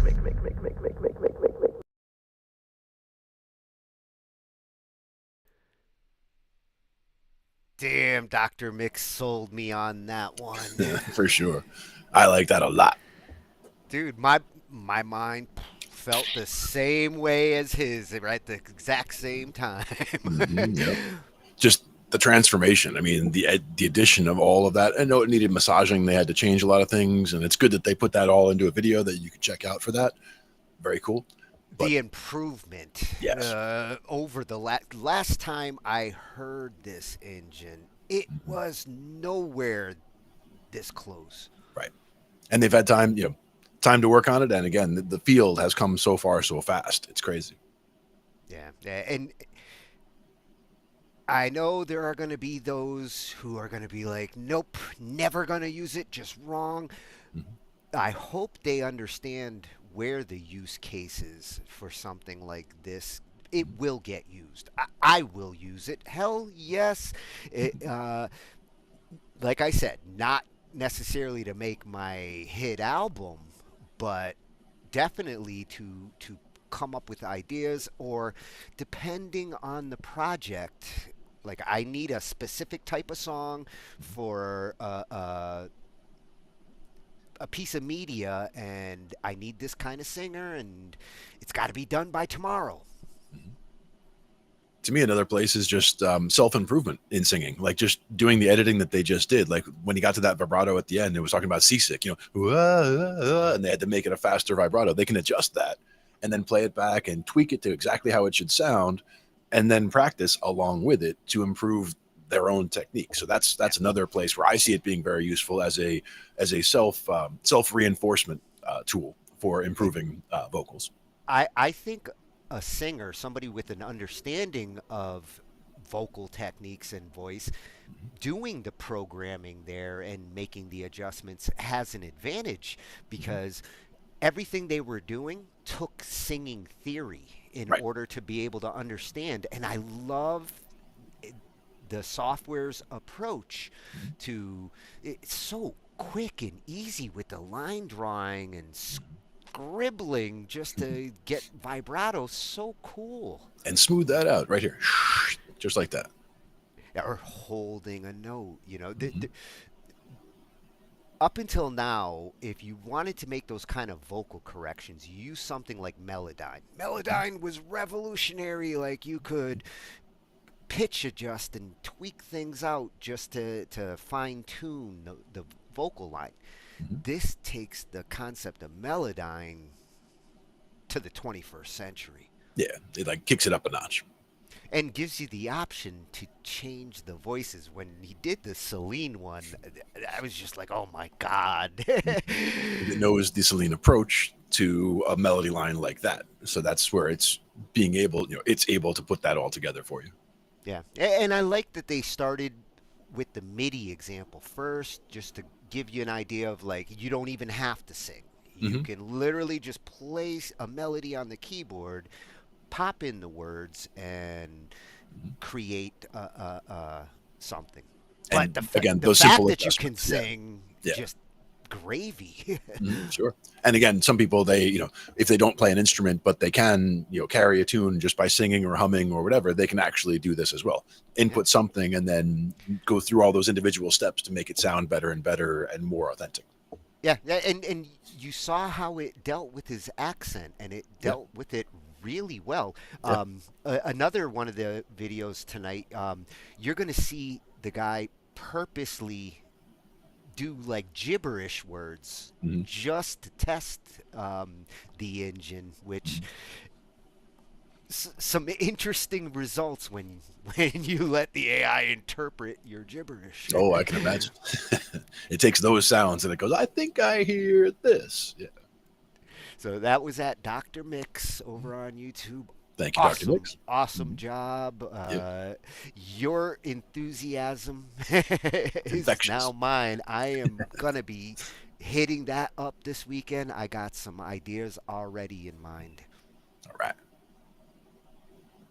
So the next one is Synthesizer V, which got mentioned on last night's Whip It Out because Sems, his track, he was using it in there and made a really great vocal melody for a song. It was really symphonic.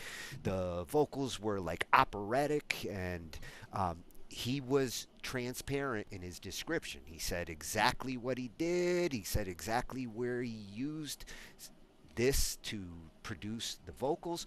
And, some people, when they first heard it, it was like, oh, AI. And you know how, like, you've got people on both sides of the listening fence there. Some, as soon as they think it's AI, they don't want to hear it.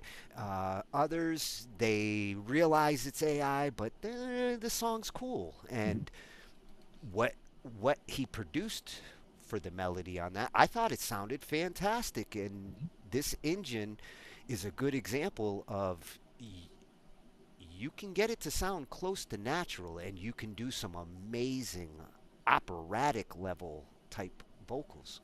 Yeah. Gotta love tools like that. Yeah. And this particular synth has been around for a while, so it is experienced. Whereas a lot of the other ones, they're newer. Let's see what we got. So this one's coming from @JohnAudio, a second freshie for tonight. All right. Oh, his channel helps you to become a better, faster, and more efficient sound designer. Hell yes. That's exactly what I'm looking for. And this particular software is one that's been high up in my to get list. So come on, John. Let's check it out. Nice. What's up, guys? John here. So today's video is all about Synthesizer V Studio. Now, a little while ago, they hit me up asking if I'd like to use their software and try it out. And I said, absolutely, that sounds like a really cool idea. So I stayed up pretty late and I was watching all the tutorials on their channel to kind of get a little idea of how to use the software. And it's actually pretty intuitive. It didn't really take much time to kind of feel comfortable in the software. But basically, this is how I generated all the vocals from one of my recent tracks called Darkened World. So let's hop over here to Bitwig and let's kind of dive in a little bit behind the curtain and kind of see what this looks like. So The first vocal is going to be Kevin. He comes in on bar 25. We're going to have 2 bars of pre-roll. And down here is going to be both of these instances, right? Because it is a Kevin vocal, a male vocal, and then we have a female vocal, Natalie. And they're kind of both playing together. It's kind of like a duet kind of thing. So on the right-hand side, we're going to see Kevin, and on the left-hand side is going to be Natalie. So let's check it out and see how this sounds. Oh, how I see this life darkening. Take me away, oh no. Oh, this is the age of the damned. Take this world away and burn it down. All these songs, all these faces, they burn, they scream, they still believe that their God is watching over their world.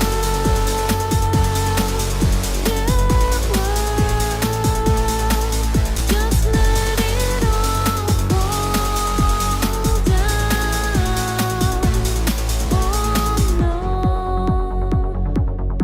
All right, so that was a quick demo of both the vocals. Now, they sound pretty good, and what's really cool, if we go over here back to Kevin when he kind of comes in, let's go here to bar 25. So once I press play here, we can see that it starts coming in. Let's actually blow the screen up just a little bit so we can actually see this software a little bit better. So basically what's going on here is that I am actually using the this is like a piano roll kind of thing, right? So we key in our notes and then we can kind of make our melody whatever we want it to be. Obviously we want to stay in key, but the cool part is that we can type in these words. So if we look at this a little bit here, we can say like, oh, how I, and then there's another one, see this, and then we go to a different note, life, right? So let's play that again here. How I see this life darkening. And there's some really cool stuff. So especially right over here. So if we scroll a little bit to the left here, we see darkened, right? So what's cool is that we have this whole note and then we see this plus here. And I'm like, what is this? What is this plus here? Darken, darken.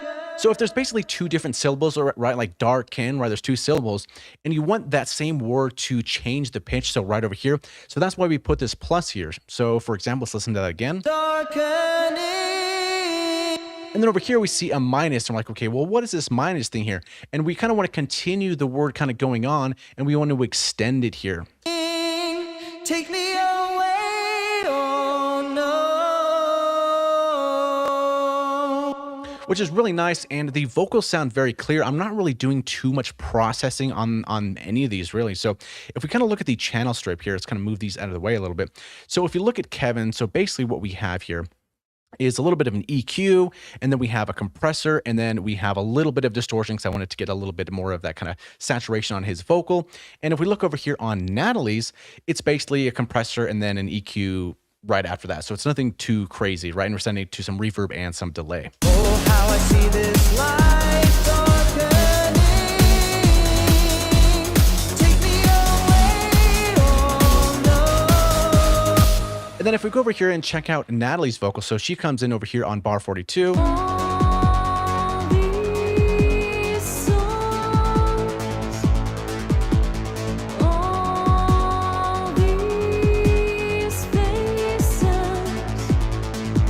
And what I really like about this too, it sounds very almost authentic. Like you can almost feel the emotion, especially when she says all these faces on face sets. You can almost feel this kind of, this almost sadness or this kind of just authenticity to it.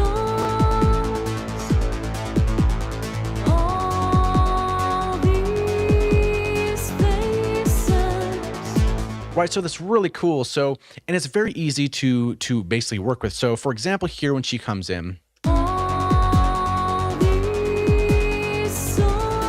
so all these souls, right? So if we want to change these lyrics to like all these people, for example, we can just double click here. We can type in people and press enter. And then it takes a quick second to kind of rerun it through its algorithm. And then we have, let's go here.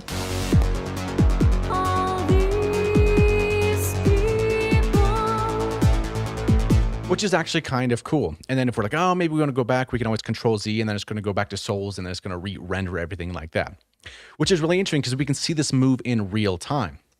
And then if we play it again here, go a little bit further back.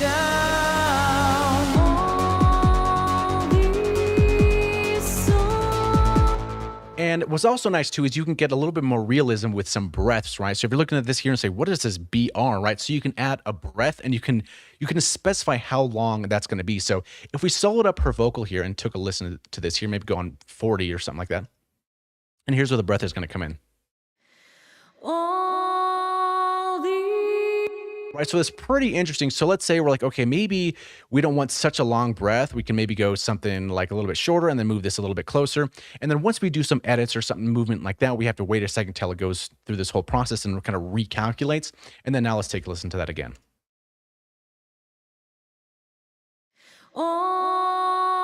So we have a much quicker breath. And let's say, for example, we want to go a little bit longer. So maybe you can go something like this here and then just extend this kind of long like that.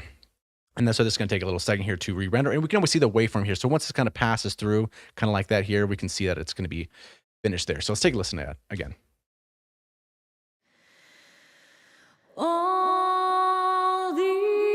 So even things like that are really cool, which was one of the reasons why at the very end of the track, I don't know if anybody noticed this or not, but so if we unsolo this here and we take a listen to this, go a little bit further.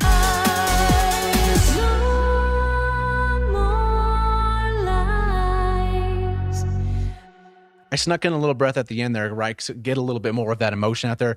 Lies, you know, there's kind of like a exhaustion, kind of, kind of putting that realism out there, which is really nice. But yeah, over everything, I would say this is pretty cool. It's very intuitive to use. It took maybe a day to kind of feel comfortable in it. And there's a lot of interesting stuff too as well. So for example, if I were going to open up this window, right, we see this default take for Natalie. Now what we can do is we can say generate take here, and basically we can kind of start making more takes. So take 1, take 2, we can take 3, and we can basically decide how much expression that this vocal is going to have. And maybe we say like take 2, for example, let's take the expression down to like 21 or something like that. And once we do that, then it's going to start running this through the whole algorithm again and giving you a little bit different version of that vocal.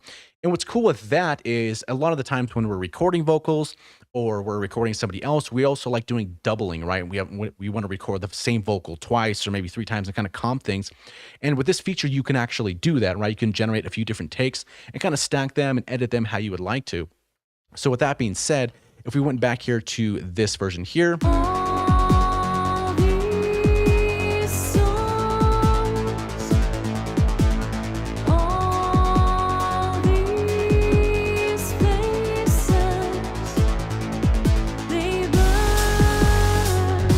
so we have something kind of like that. Maybe take the expressiveness all the way down here and then let this run through the algorithm again, because sometimes we don't want things so expressive, or sometimes we want a little bit more calmed down on maybe a lower, quieter part of the track. It really depends on what we're working on. We can do that.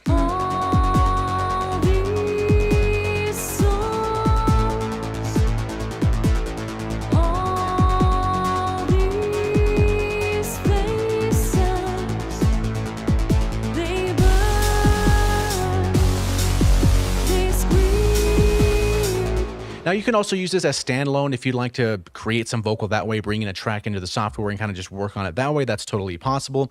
We can have multiple vocals in here. I decided that I'd like to actually use 2 different instances because I want to process them differently and maybe do some different things to them. But overall, I think it came out pretty cool. Let's bring this expressiveness back to 100%.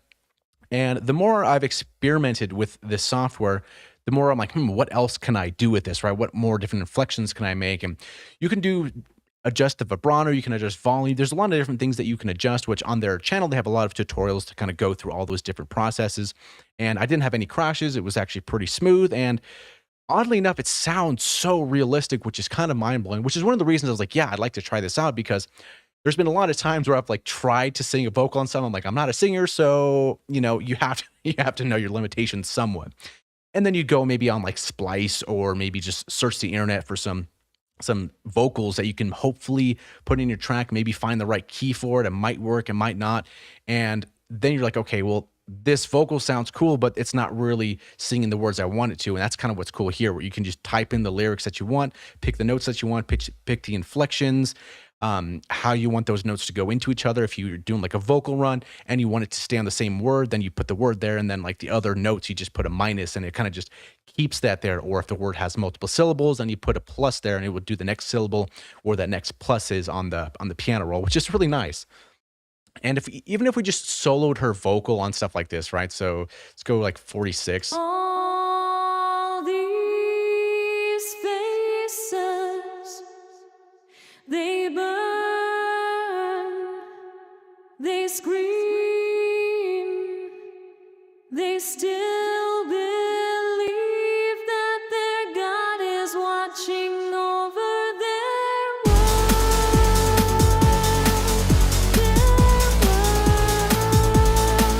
Yeah, so her vocal sounds really good. I do like Kevin's style of vocal too. It kind of just really gets that the passion and just the emotion through it as well. So that's kind of just a quick peek through this session here. Yeah, definitely check it out. It's a really cool software to write your own stuff if you're not a vocalist, or if you need a vocal for something, or yeah, and there's lots of different models as well. I've only used Kevin and Natalie. There's some other ones that you can check out if you'd like to, but yeah, I thought I'd show you that because I probably wouldn't have finished this track, or it wouldn't have been what it is without this software, because I was kind of in the beginning of this track when I started using the software. I'm like, let me just see where this timeline goes, and the track kind of just came together, and typing in your own lyrics and kind of mixing these two and kind of making them play off each other and stuff. It was a lot of fun. So yeah, that's just a quick tour of the Synthesizer V Studio. Had a lot of fun with it, and yeah, check it out if you're interested in something like that. So yeah, thank you for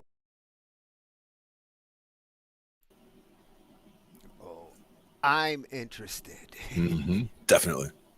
Both There's some this good one stuff. and Ace. I'm gonna play around with them this weekend.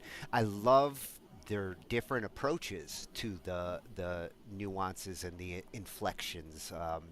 Little different between them, but both accomplish that necessary adjustments that you need to make. Definitely. I like it. Yeah, and intuitive, especially the Synthesizer V, just little blocks, plus, or, you know, just adjusting the line. That's very natural. Yeah, for sure. And that's one that, you know, you can give us more, you know, feedback on that one once you try it out some, because that is one you should definitely try out for sure. Oh, yeah. That's for sure my Saturday project. Nice. Got it all lined up. Yeah. Good job, John. You sold me. Right. At John Audio. Our second freshie. Very cool. Now that Synthesizer V, I'm sold on that. But what Greg Kosis is going to show us is using it in conjunction with some other tools, Mic Drop and Vocoflex. And he's going to be doing a little experimenting with them to see how he can get them to mesh together. Nice. Yeah, and it's at Greg Kosis. Hope I'm saying that right. Over on YouTube. Music maker based in New York City. I used to be next to you. Oh. And I still am. Oh, he's a Logic guy too. I will be back for those. But here, let's see how the Synthesizer V can be used with some other AI tools together to really step things up. Synthesizer V. All right, how you doing today? Today we're taking a look at 3 different AI type vocal things for music production and songwriting. The Dreamtonics Synthesizer V, which I've been using for a long time. I got a bunch of other videos on this you can check out. Also Vocoflex, also made by Dreamtonics. I have a bunch of other videos on that as well. I won't be doing deep dives into these in this video. I'm just experimenting here and showing you some things we can do. And then a newer one I got, it's called Mic Drop. You can either buy this outright or you get the subscription service. There's 2 different versions. There's like a light, not light, but a less vocals, and then one with a full, all the vocals and even instruments and stuff. But I'm just I'm just experimenting here today, exploring different things you can do with them. And let me know what you think in the comments below. There'll be links down in the video description below for all this stuff as well if you want to check it out, their websites and things. And I'll be making more videos on the mic drop coming up as I just got it.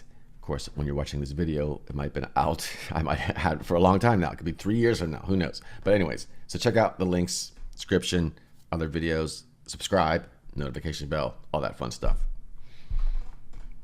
Okay, so originally this was my vocal track that I put into Dreamtonics Synthesizer V, and then I changed the vocals, I tuned it, all that stuff, and this is what that sounds like. This is one of the male voices. Cold day, we were running away from the pain. And then there's a higher version of that. It was a cold day. We were running away from the pain. Now I'm running it through Xbox Pro as well for some vocal effects. But let's experiment with changing some of the sounds here. Now a couple of programs, Vocoflex. This one's really cool for morphing vocals. So this is, you're always going to get different results with this one because it's the input vocal morphing it with a different vocal. So it will always be different depending on your input vocal. It was a cold day. And I have the bright female J-pop vocal loaded here. It was a cold day. We were running away from the pain. And we can go up 12 notes as well because this is more of a female vocal. Get into that register. It was a cold day. We were running away from the pain. And we can load other vocals in here too. So we want this one here. It was a cold day. We were running away from the pain. Dreamland games of flames. Now with Vocoflex, you can actually use any vocal sample that you have the right to use. They give you some preset ones, which is great. You can use your own voice. You could, like I said, anyone that vocals that you have the legal right to use. So you can throw them in here. Now what gets really interesting is when we use like something like mic drop as well. This one here I have set to this female here, pitched up 12 semitones as well. I muted the Vocoflex for now. I turned off the tuning and the gate, stuff like that. It was a cold day. We were running away from the pain. I just started using this one. I think it's gonna be good for harmonies and stuff like that. And we can blend it with the dry vocals here. It was a cold day. We were running away from the pain. You can do stuff like that. It also has built-in effects, but I muted those. I'm using the Xbox. And we have all these different vocals we can go in here, all these different vocalists. We can even do instruments. I haven't really explored this yet, but I'll do that in some other videos. Let's do male to male since this is a male singer. Let's see what happens. Put it down in the back to 0 here. This one also takes a little longer to render in real time. It was a cold day. We were running away from the pain. Now in the track with the other vocals and stuff. It was a cold day. We were running away from the pain. Put him up 12 semitones. It was a cold day. We were running away from the pain. So it get pretty out of hand. I have this other vocal muted, but I'm going to blend them together. Now, when we use all three together, we have the Dreamtonics original voice, which came from my voice. And then we have mic drop changing the vocals. Wait, where are we here? This one, yeah. And then we can mix it with Vocoflex too. Get really crazy stuff. I don't know, I'm just experimenting here. It was a cold day. I'm pushing this one up. Let me put that back to 0. It was a cold day. We were running away from the pain. So that is interesting because we're taking, again, originally this voice. It was a cold day. Changing it to this voice. It was a cold day. And then morphing it again with this vocal. It was a cold day. We were running away from the pain. Dim lane games, old flames. The players always play the same. Now there is another harmony vocal in here that's actually singing the octave higher already, but that's the power of this stuff. You blend this stuff together, get some really crazy effects. I haven't even scratched the surface. Let's experiment some more here. Let's see if we want to take maybe one of these female vocalists in here. I'll just pick this one. And they gave you descriptions down here as well of what they're good at and stuff like that. This plugin too also, so like I said, has the built-in auto-tune kind of thing, noise gate. And we got a bunch of effects down here, which I have bypassed. You can turn them on down here because I'm just running it through the Xbox Pro at the moment. And let's check out what this sounds like. Let's mute the flex or the Vocoflex first. Let's see what she sounds like in the lower register.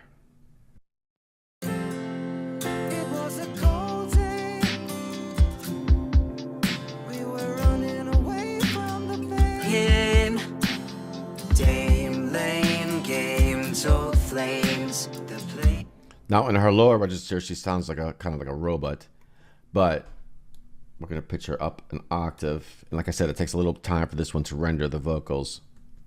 It was a cold day.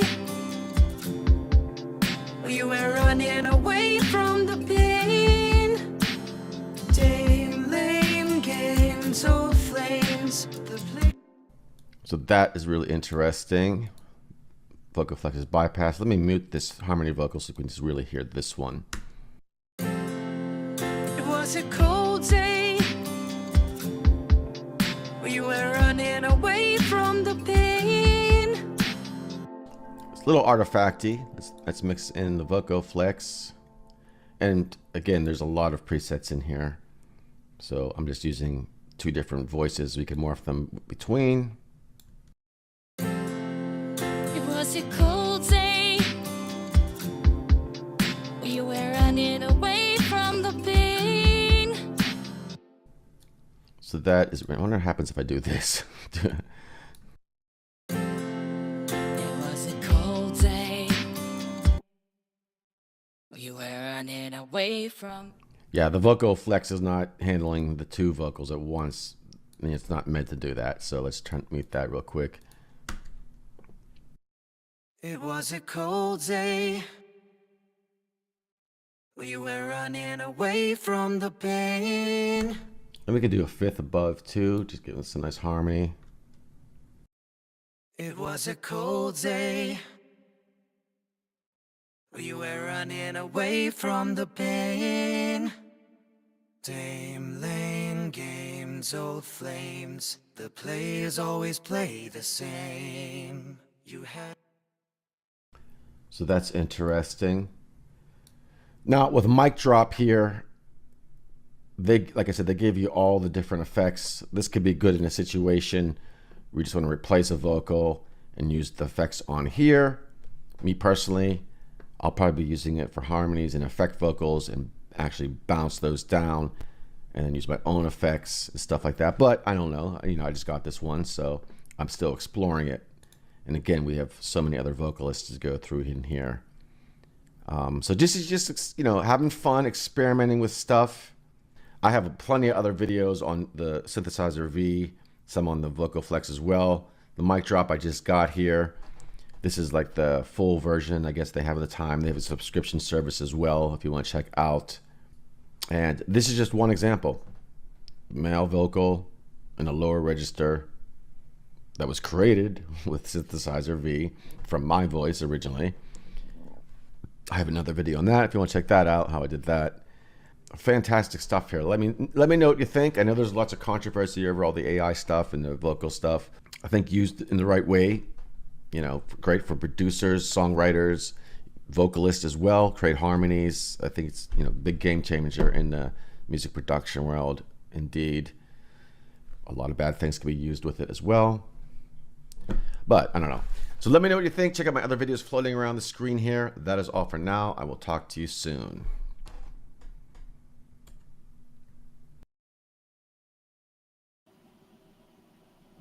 He's right on the controversies. Oh, yeah. That's why we're here tonight. That's what we're talking about. Some shh about all that. Yeah, it is some shh. Yeah, a lot of it has been kept. That elephant's been hiding in the back of the room, but these tools, they're here to stay. I mean, look at what he produced there, just experimenting. And I love the feeding the result from one tool into another. That whole repetition really did, clarify things. Like one kind of cleans up certain things and gets the melody line here, and then the other one can add expressiveness, and you can take it layer by layer and see the evolution of the vocal from one to the other. And the harmonizer, going up an octave, going up a fifth, awesome. Yeah, I can see a lot of usefulness for that in all sorts of places. Oh yeah, and again, helpful to train people on harmonies. All three of those tools. I'm glad that I watched this before I'd go doing my Synthesizer V like this weekend, because I'm gonna want those two. I see the usefulness of mic drop. We were talking about it in the chat, and its interface, nice and simple, straightforward. Reminds me of GarageBand with drummer profiles. And right, exactly. You just have singer profiles in this one. And it is a great way to be able to, add a whole new feature set, essentially, just by adding a new personality. Oh, here's whoever, Yeah. And he was being responsible there when he said, if you're going to use voices, make sure you use voices you have permission for, because it is possible that there'll be like a Justin Bieber or some voice model that will sound like the artist you want to sound like, but that's where things get a little squirrely in the AI world. Deep fakes, all of that is, if you misrepresent things, better do something good, otherwise Justin Bieber's coming after your ass. Well, we were also talking about that UI and the way of the blending of the vocals in that UI, and dragging it out here and you hear only this vocal essentially, and then you drag it to the middle and you hear a blend of the two, and you drag it over here, and the way it was shadowing as well in that UI was very well designed in the way that looks. It looks very intuitive in the way that it's measuring all those different things from each voice. It almost reminded me of some of the more advanced EQs where you stretch the tone that you want, and here what you're essentially doing is voice sculpting. If you're using all three of these tools together, you're sculpting the type of voice, the harmony. It looks like a lot of layering. It looks like a lot of fun. Why would you not want to play around with it if it's available? Exactly. I'm glad I'm not anti-AI. Just got to dive into the tools. And a lot of people, they're intimidated by, what's going to happen if I start using this stuff? And it's not like that. I mean, it's really just you work with it, you see what's available, you see what it can do, and you'll see that there are limitations of things that that people who use it too much or try to make too much of a project rely on the AI. But you can also see where it can be very useful for a very narrow focus.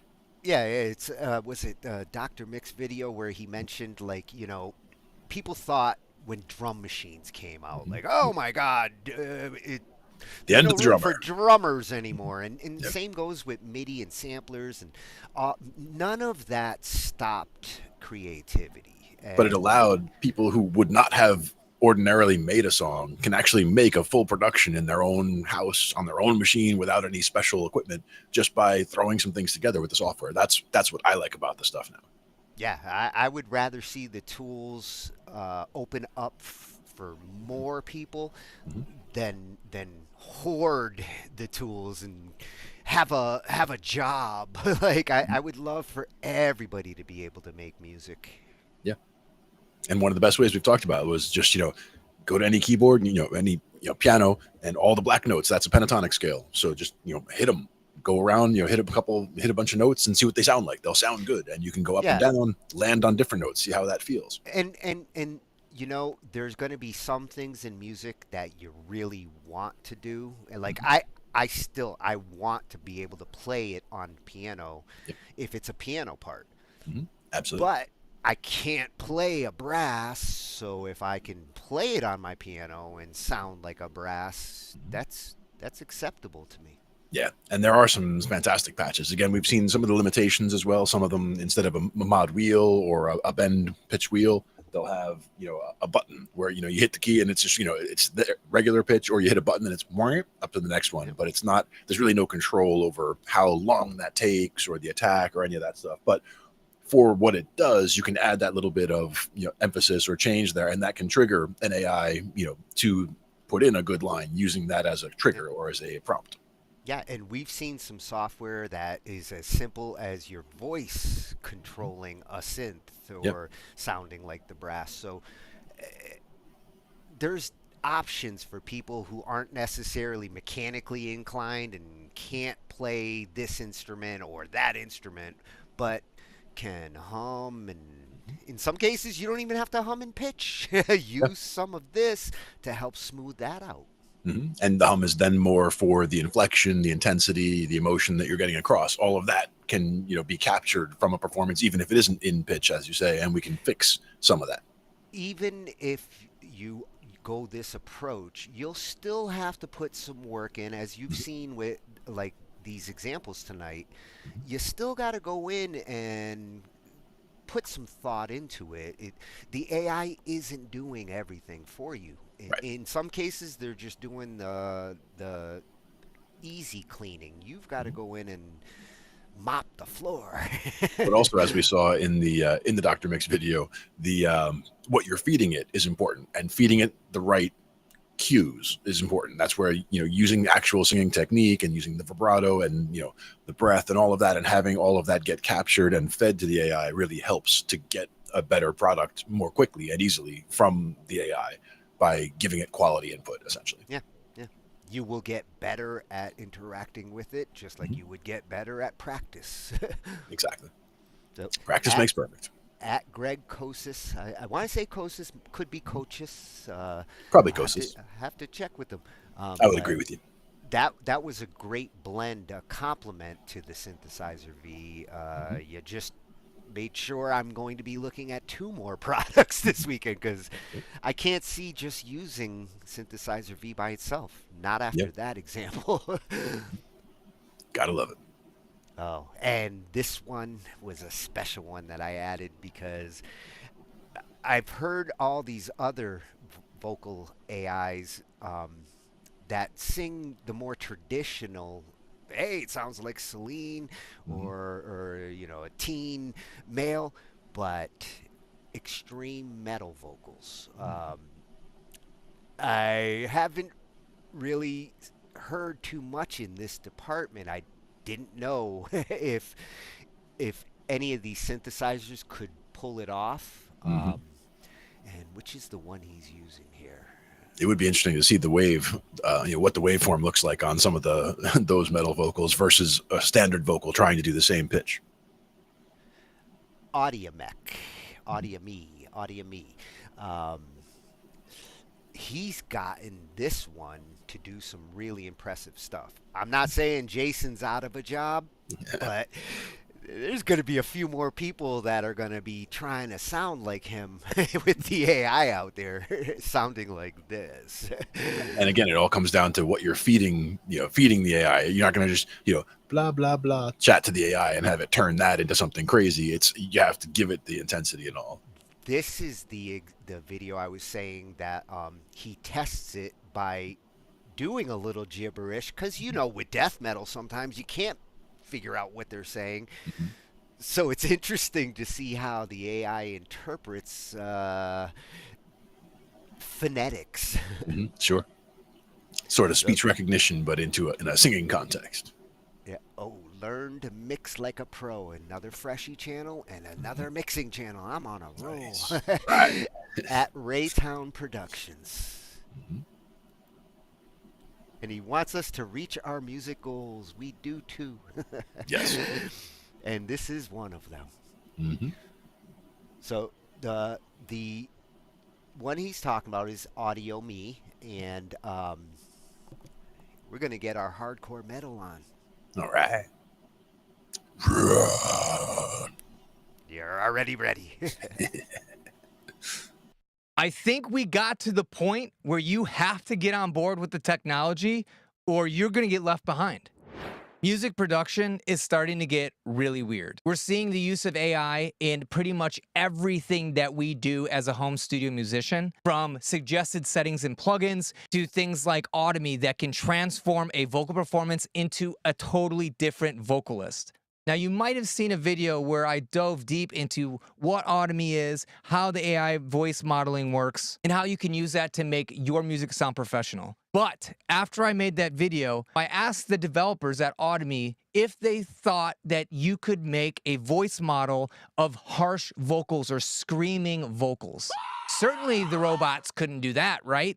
Well, the response I got from the creators of Audio kind of freaked me out a little bit. They mentioned that one of their users had already made a voice model of their own screaming vocals, and it sounded pretty legit. So I really pushed back on the creators to make voice models for rock and metal producers to transform their vocals into harsh or gritty sounding vocals, because that is something that is really hard to do. And there's not many people out there that can pull it off. But if producers or home studio musicians had a tool that could take a scratch vocal and turn it into a pro-sounding, gritty vocal, that would be a huge win. So that's what this video is about. We're gonna see how good this AI technology is and if we can really create a believable harsh vocal performance using Audio's AI voice transformation tool, which is free, by the way, to just get started and play with. And by the way, Audio is sponsoring this video, and they gave me access to this vocal software so I could check it out for all of you guys. But as always, you have my word that everything I say in this video is my honest opinion. All right, so here is a little snippet of what we're in for.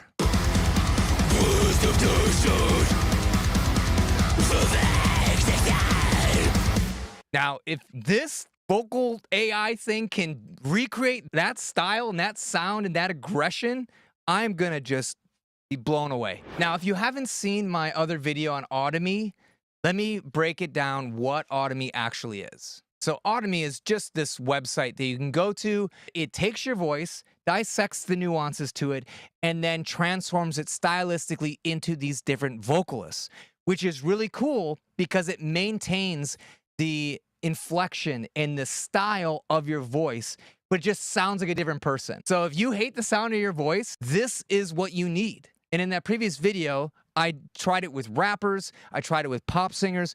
It works really, really well. All you need to do to change your vocal performance, you literally just drag and drop your audio file for your vocalist.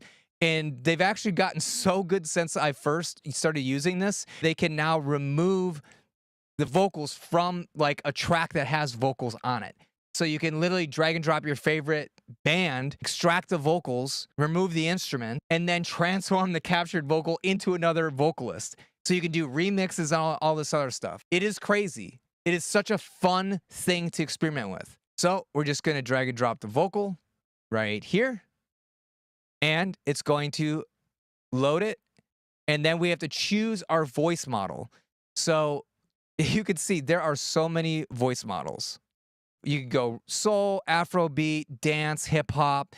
Like I said, they have rappers, they have pop singers, country singers. What we're interested in for this is rock, okay? And there's two voices that have this grittiness to them. One is Blake and one is Ragnar. So let's listen to Blake. It's time left today. Life is a highway. I wanna ride it. If you have a song, you know, where there's like a powerful chorus and you want someone who's really pushing and belting really aggressively, Blake would be a good choice. But what I want to do is test out how aggressive we can make this voice model sound. That's where Ragnar comes in. This voice model has a lot more grit and it's more screamy sounding. Check it out. So we're gonna choose Ragnar for this. And then you change your settings. I find I don't ever have to mess with this stuff. We click convert, and then in a matter of minutes, it spits out your new vocal performance. Now at this point, we just download our new vocal and load it into our session. Let's import in that file we just got. Let's do a little bit of comparison, but let's just do the raw sound first. So we'll start by playing the raw screaming track and then the raw track that we got from Automy. Sounds pretty metal, man. Now, there are some segments where there's some scream singing. Something else to note is that the Automy voice models were trained, I believe, with English-speaking voices, but they seem to do really, really well, even if you're singing a different language or if you have an accent. It'll actually pick up on your accent and implement it into the voice model. It's wild. All right. So now you've heard the range that this vocalist is doing in this song. So let's see how good Automy did at taking that insane performance and converting it into an AI-generated voice model. Here we go. I'm so excited. It's either going to be amazing or it's going to be absolutely terrible. All right, so here we go. Here is the Automy voice model of this. Are you kidding me? Let's go to the original. Hang on. I got to go back. Hold up. And then this is what Automy made. It's not the same thing, but it sounds really good. It sounds like there's another vocalist that has like mids when the vocalist is doing highs. All right, hang on. We got to go back. We're going back to Automy. Let's change the semitones up an octave because we want it to be a high, right? Highs are high pitch. So this voice model, it took that and brought it down an octave, probably because it was trained on a lower voice. But let's see if we can retain that high kind of feel by transposing that vocal performance, but shift it up an octave. And then we're going to click convert. We could just layer it and then build up the vocal performance based on this approach. And you know what, while we're at it, let's just do another one at 2 octaves up and make it super brutally high. It's probably going to sound like trash, but let's just see. And here's the cool thing about Automy is you can do a lot of these things all at the same time. So you're not sitting around waiting, okay? And then we could do a low. It'll probably sound brutal. So let's do an octave below 2. Why not, right? We have the technology. And to be funny, let's just go down 2 octaves. This is going to be so brutal. I don't even want to wait to like load it in the session. I just want to preview it here. And this is the original. And here's the 2 octave version. So I feel like the 2 octave approach didn't really translate. Let's mess with this conversion strength. Let's set that to 0 so that we can retain a little bit more of the characteristic from the initial vocal. And then let's try the conversion strength all the way to 100 because why not? I don't know what it does. I'm just trying to make it sound brutal. All right, let's preview what the lows would sound like if we pitch it down an octave, okay? Here's the initial conversion. Let's go down an octave. That sounds metal. So I think if you're going for something that you want to really match the vocalist, especially if you have brutal, like deathcore vocals, you want to have the conversion strength around 30 or less, maybe even 0. That's going to help to bring the performance through on the vocal model. Just look at this guy. He's not quite metal. Really, Automy, this is what you think of a screaming metal vocalist looks like? I bet this picture was AI generated. Sorry about the detour. It's very important. So now we have these different takes where some of these voices were transposed up an octave, lowered an octave. We get slightly different flavors for the AI generated vocal. And so now what we can do is piece together the performance the way that we want it to sound. So let me give you an example. So this first segment, right? That's just like super brutal highs. So we'd probably use this take of the vocal up Right, that sounded pretty good. And then we can actually just transpose it up to make it similar to the original take. All right, maybe not like that because that sounds like chipmunky, but maybe like 1 or 2 semitones. And let's listen to it now. Go to the original. Not quite there. What we can do at this point is just comp this stuff, okay? So we'll comp a performance of all the AI voices. So then the next part is that like brutal low. So let's go octave down. That sounds pretty good. I don't even think we really need to do anything with that. So let's just clear out the other takes. All right, so we have those two. What's this one? I think this is another high. Let's listen to this one with the 0 conversion strength because that one is going to retain the most character from the initial input source, so that initial vocal. That sounds pretty good. I'll take that one. Let's listen to octave down. They sound pretty comparable. We'll just stick with this bottom one. All right, and then the last part. Cooperation of Synth. Yeah, so those are the lows. We're just going to go with the low voice model. Cooperation of Synth. And we can lower it, right? We can transpose it down a semitone or 2. Cooperation of Synth. Let's play back the comped AI generated vocals in the context of this song. We traded this singer for a virtual AI robot. Here we go.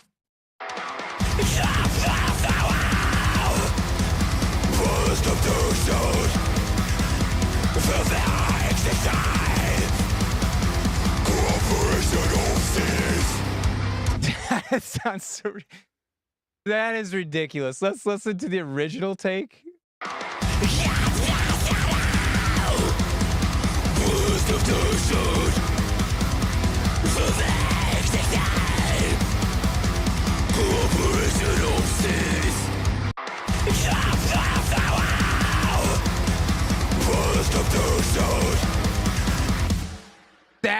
That is so good. That low is so good. Automie, do me a favor.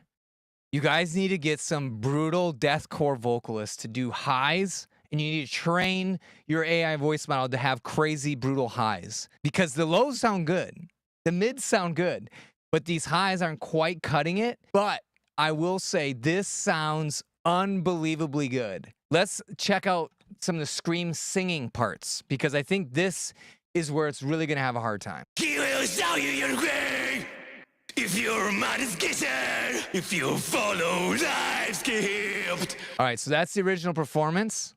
Let's check out the AI vocal performance. Here we go. He will show you your way if your mind is gifted. Hold up, hold up. Did it generate rustling around in the background?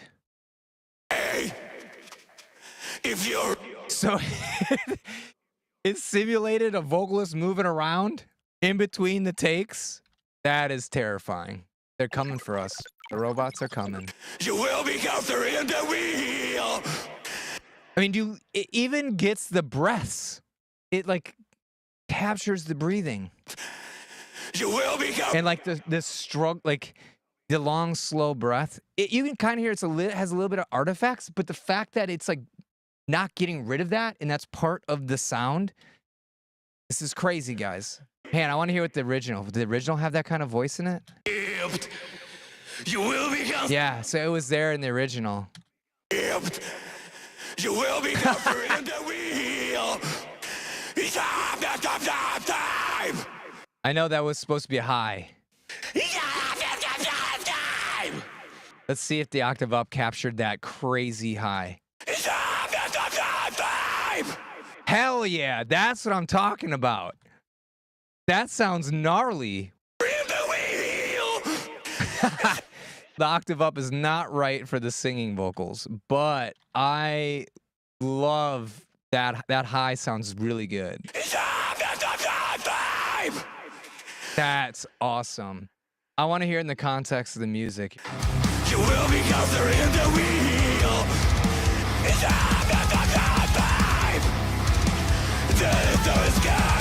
Oh man, this is gonna be a game changer. Let's go back to the original performance.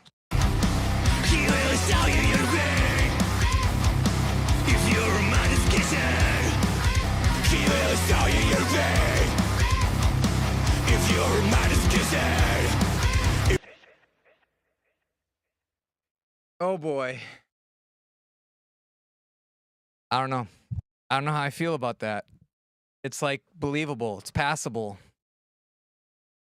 Good news. If you suck at harsh vocals, check out Automy, because you can get some pretty brutal sounding vocals with the Ragnar voice model. Yep. What do you think? Do you think this is a good thing for music? Do you think this is a bad thing for music? I don't know. I'm really torn. I don't know. I think this is only going to get better and better with time. And if you're not using these types of tools, you're going to get left behind. I think there's going to be so many creators out there that are enabled by this type of technology, and they're going to be able to finally realize the songs that they're hearing in their heads. And we're going to have a lot of crazy, good, unique, interesting music coming out. I think this is going to become standard practice, using tools like Automy, using AI suggested tones and stuff like that. I mean, this is the future. So you can refuse to change and just be stuck in your ways, or you can try to use the stuff that's coming out to your advantage and create some cool sounding music. Yeah.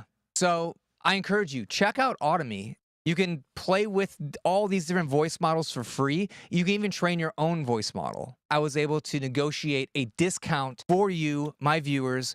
So if you want to try this out and you like it and you want to subscribe and start downloading high quality stems and using these things in your music, use my coupon code that's in the description. It's going to save you some money. And basically the next step after this is to make it sound good in the mix. And so if you want a awesome vocal delay guide, I literally have an entire ebook of my favorite vocal delays, and you can grab that in the description right now, totally for free. So you can sign up for Automy for free. You can download my free vocal delay secrets ebook for free.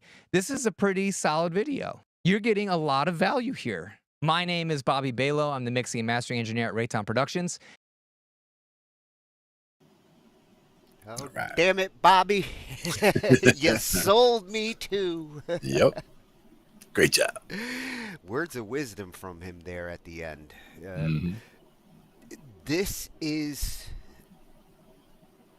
the future. And not to say that there won't be humans doing these kind of metal vocals. The ones who sing like that want to sing like that. They will always sing like that. The ones who can't but can now utilize software like this will make music like that. So you're going to hear a lot more of death metal if some people who weren't capable of doing it before can now pull it off. For sure. And that's the thing is, you know, what you're feeding it. Again, you're still giving it inflection. You're still giving it melody. You're still trying to feed all those, you know, aspects into it. Timing, accent, all that. And you still have to understand how singing works in order to, like he said, at the end, when it comes down to making it sound good in the mix, you got to understand these things. It's good that I understand singing when I'm mixing. I'm not a singer, but I understand all the things that go with singing. The breath that he's talking about there, that it managed to maintain, how you cut that. I've watched Jason when he does his vocals, and those little breath areas, he tends to slope them going in and out for dramatic effect. Yep. And for smoothness, you know, that's the other thing is you don't want it to be jagged, you know, necessarily. Yeah, and when he made his point about like they got to focus on their highs, their mids and their lows, really jaw dropping that like AI is sounding like this, but on the highs, you know, Jason's Goblin and like High Fry is my standards. Like everything else needs to reach that level in order to sound right. Exactly.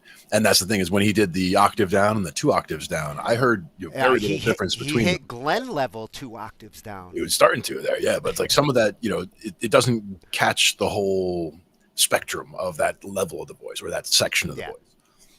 But it also depends what you feed it. If you fed it a voice like mine, I'm sure it would do something different as well. Yours 2 octaves lower might cause earthquakes. Yeah, we got to be careful with that.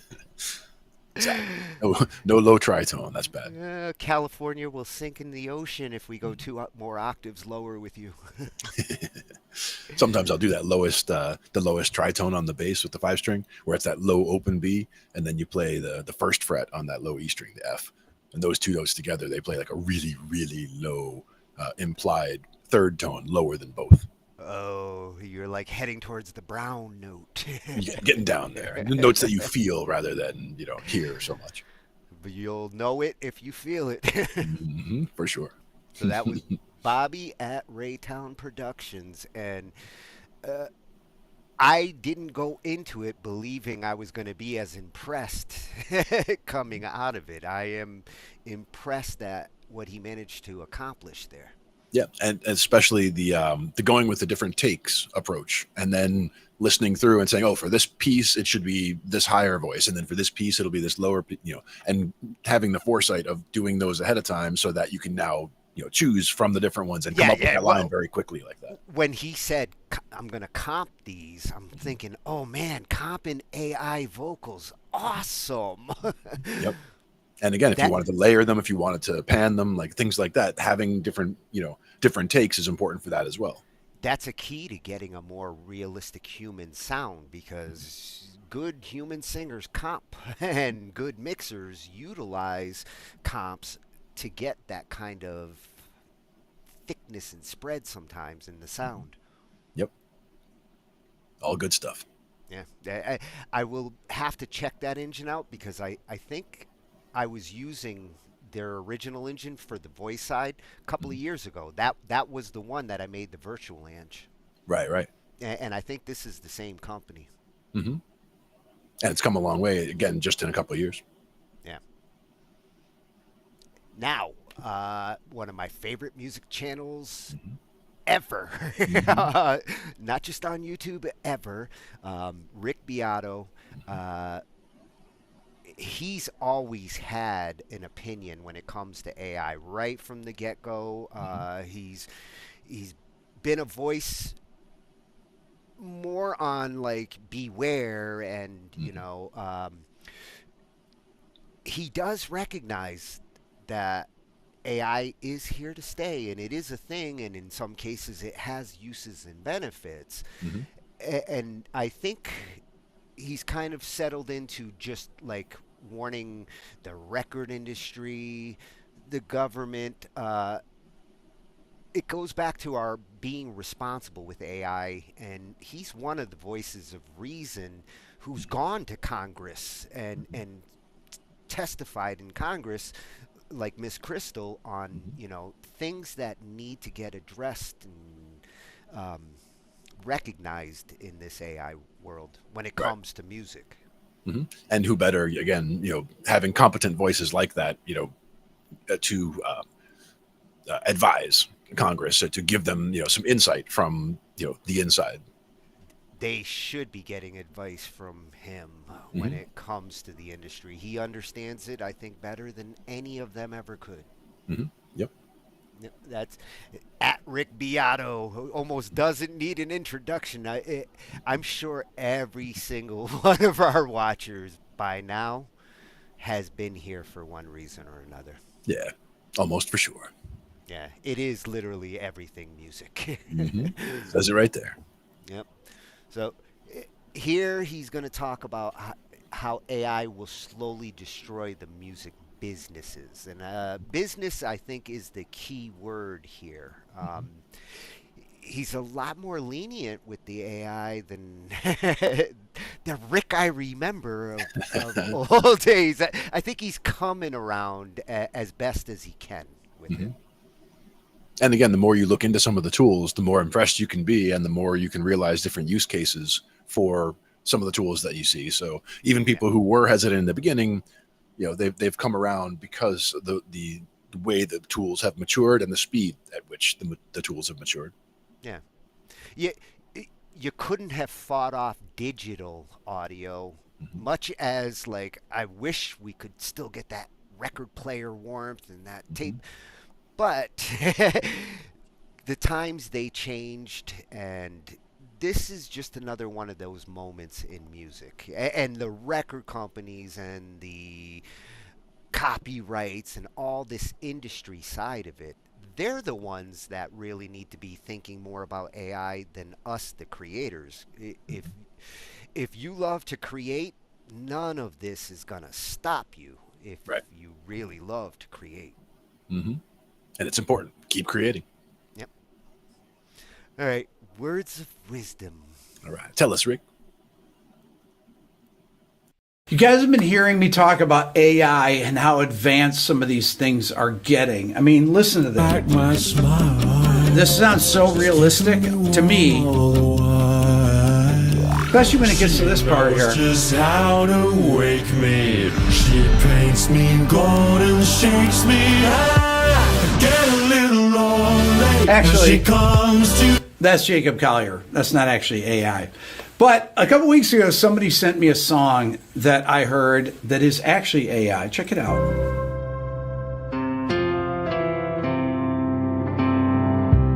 Carolina, 5'5", bright blue hair, Harmonies. big brown eyes, sleep beneath the neon signs. Southern accent. Some old 2-street town tonight. We don't need to talk things through. Or you can cry the whole way too. Carolina O. Feels alright to you. 'Cause you got baggage, I got room. Babies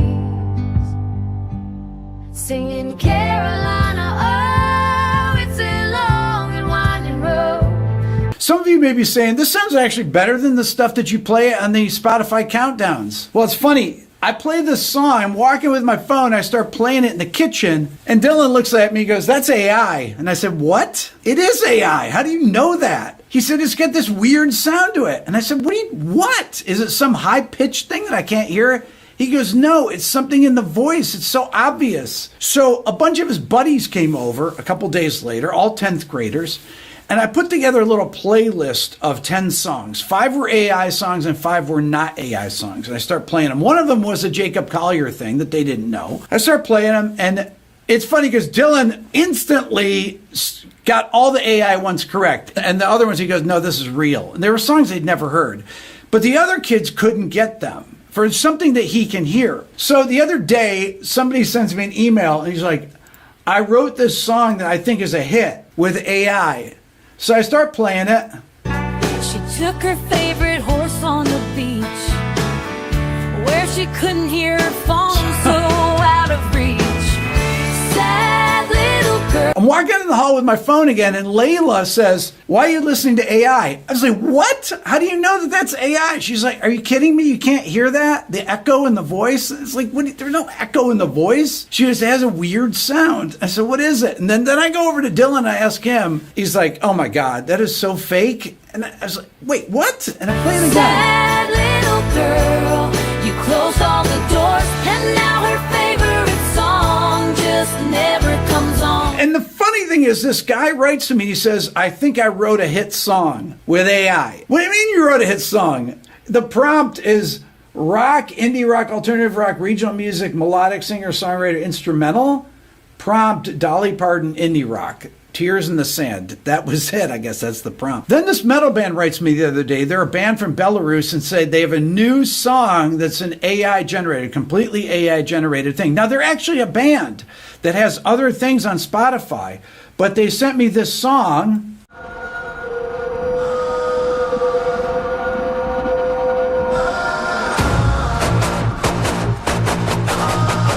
These are all done with the same program called Udio.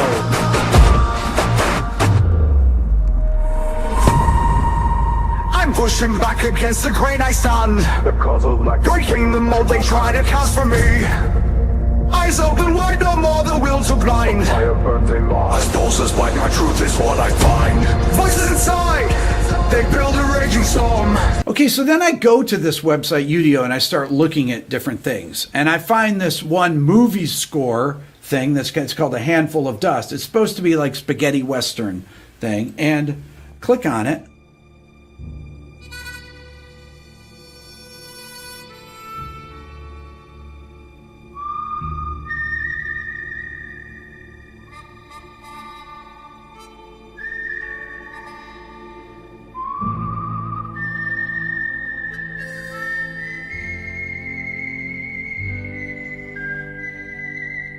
Now, of course, it's Ennio Morricone's style music done by AI, trained by his scores. Now, when you listen to this, you can see that this is something that people will use in the future. They will just bypass composers and use this. I've been saying this forever. Not everyone can tell that this stuff is not real. Most people cannot tell this stuff. Some of you may be saying, wow, I cannot believe this. Some of you will like some of this stuff. I kind of like that Carolina O song, I have to say. Then I just found this chill music thing. This is called Just For Me, Chill Step, Good Vibes.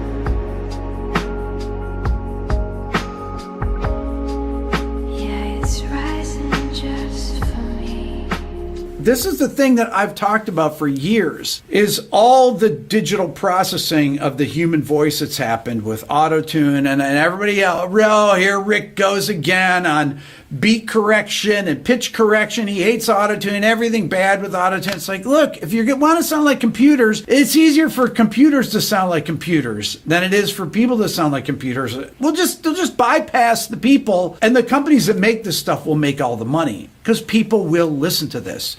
And it's funny, even though Dylan can recognize this stuff, every time I play it for him, he said to me, he's like, in 6 months, I probably won't be able to tell the difference. I can't tell what he's hearing and why he can recognize it instantly, and Layla can hear it too, but there's something in it that they can instantly recognize. Layla calls it an echo. I don't know what it is, but it will get better. No question about it. It will get better. They have prompts that are written right on here. The prompt for this chill music says prompt. Chill, chill step house, hip hop, chill hop, chill wave, strong female vocals, clear vocals, growing. That's the prompt. And it comes up with that. People will do this and they'll just make up their own songs on platforms like this. They'll have their own playlists and you basically can make it a copy of the stuff that you already like. Why won't people do that? They will. What happens to the musicians? Who makes the money? Does Udio make it? Is anyone getting paid for the stuff it's trained on? How do you even know what it's trained on? I went and testified in front of Congress for one of these, information things. It was I was in the 7th of 9 things, and they've done nothing about it. They don't even know what to do about it. I don't know what there can be done about it. But it's going to replace people. One of my things was I was thinking okay, you're on stage and you have somebody with a laptop or a couple people or people in the audience are prompting things. And then you have some guy that's got a great ear that can shred over stuff and they improvise over, Fish kind of songs or something, right? Or Widespread Panic, your jam tracks or, whatever. The Grateful Dead, or they do some fusion stuff and people that have a great ear and can improvise and you can actually interact with it.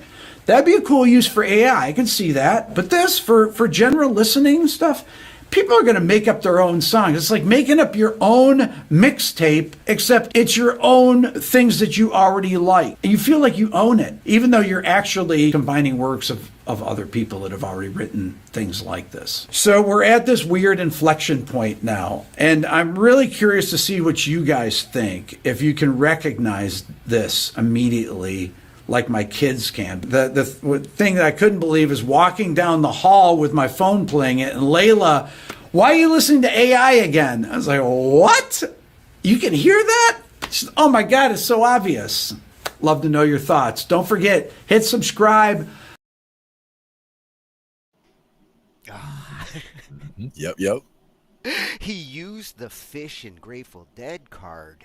He brought that up. Yeah, I was like, sign me up. Here we go. And that's a perfect use case scenario. And it reminded me a little bit of the way, not the AI use, but the way that Mark Rebele would make music. Just, coming up with something. And sometimes it would be with prompting from people who are on his live chat or calling in or whatever. They could, prompt with ideas and they would get incorporated into a song that he would make up on the spot.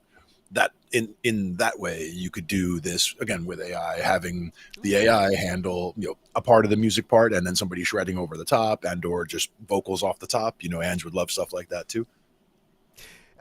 Imagine a band of kids in the future where the guitarist is being programmed from one human and the bassist is being programmed by another human. And each part, they might not actually be playing the instruments directly in the future. They might actually be honing their musical skills a different way on a computer keyboard.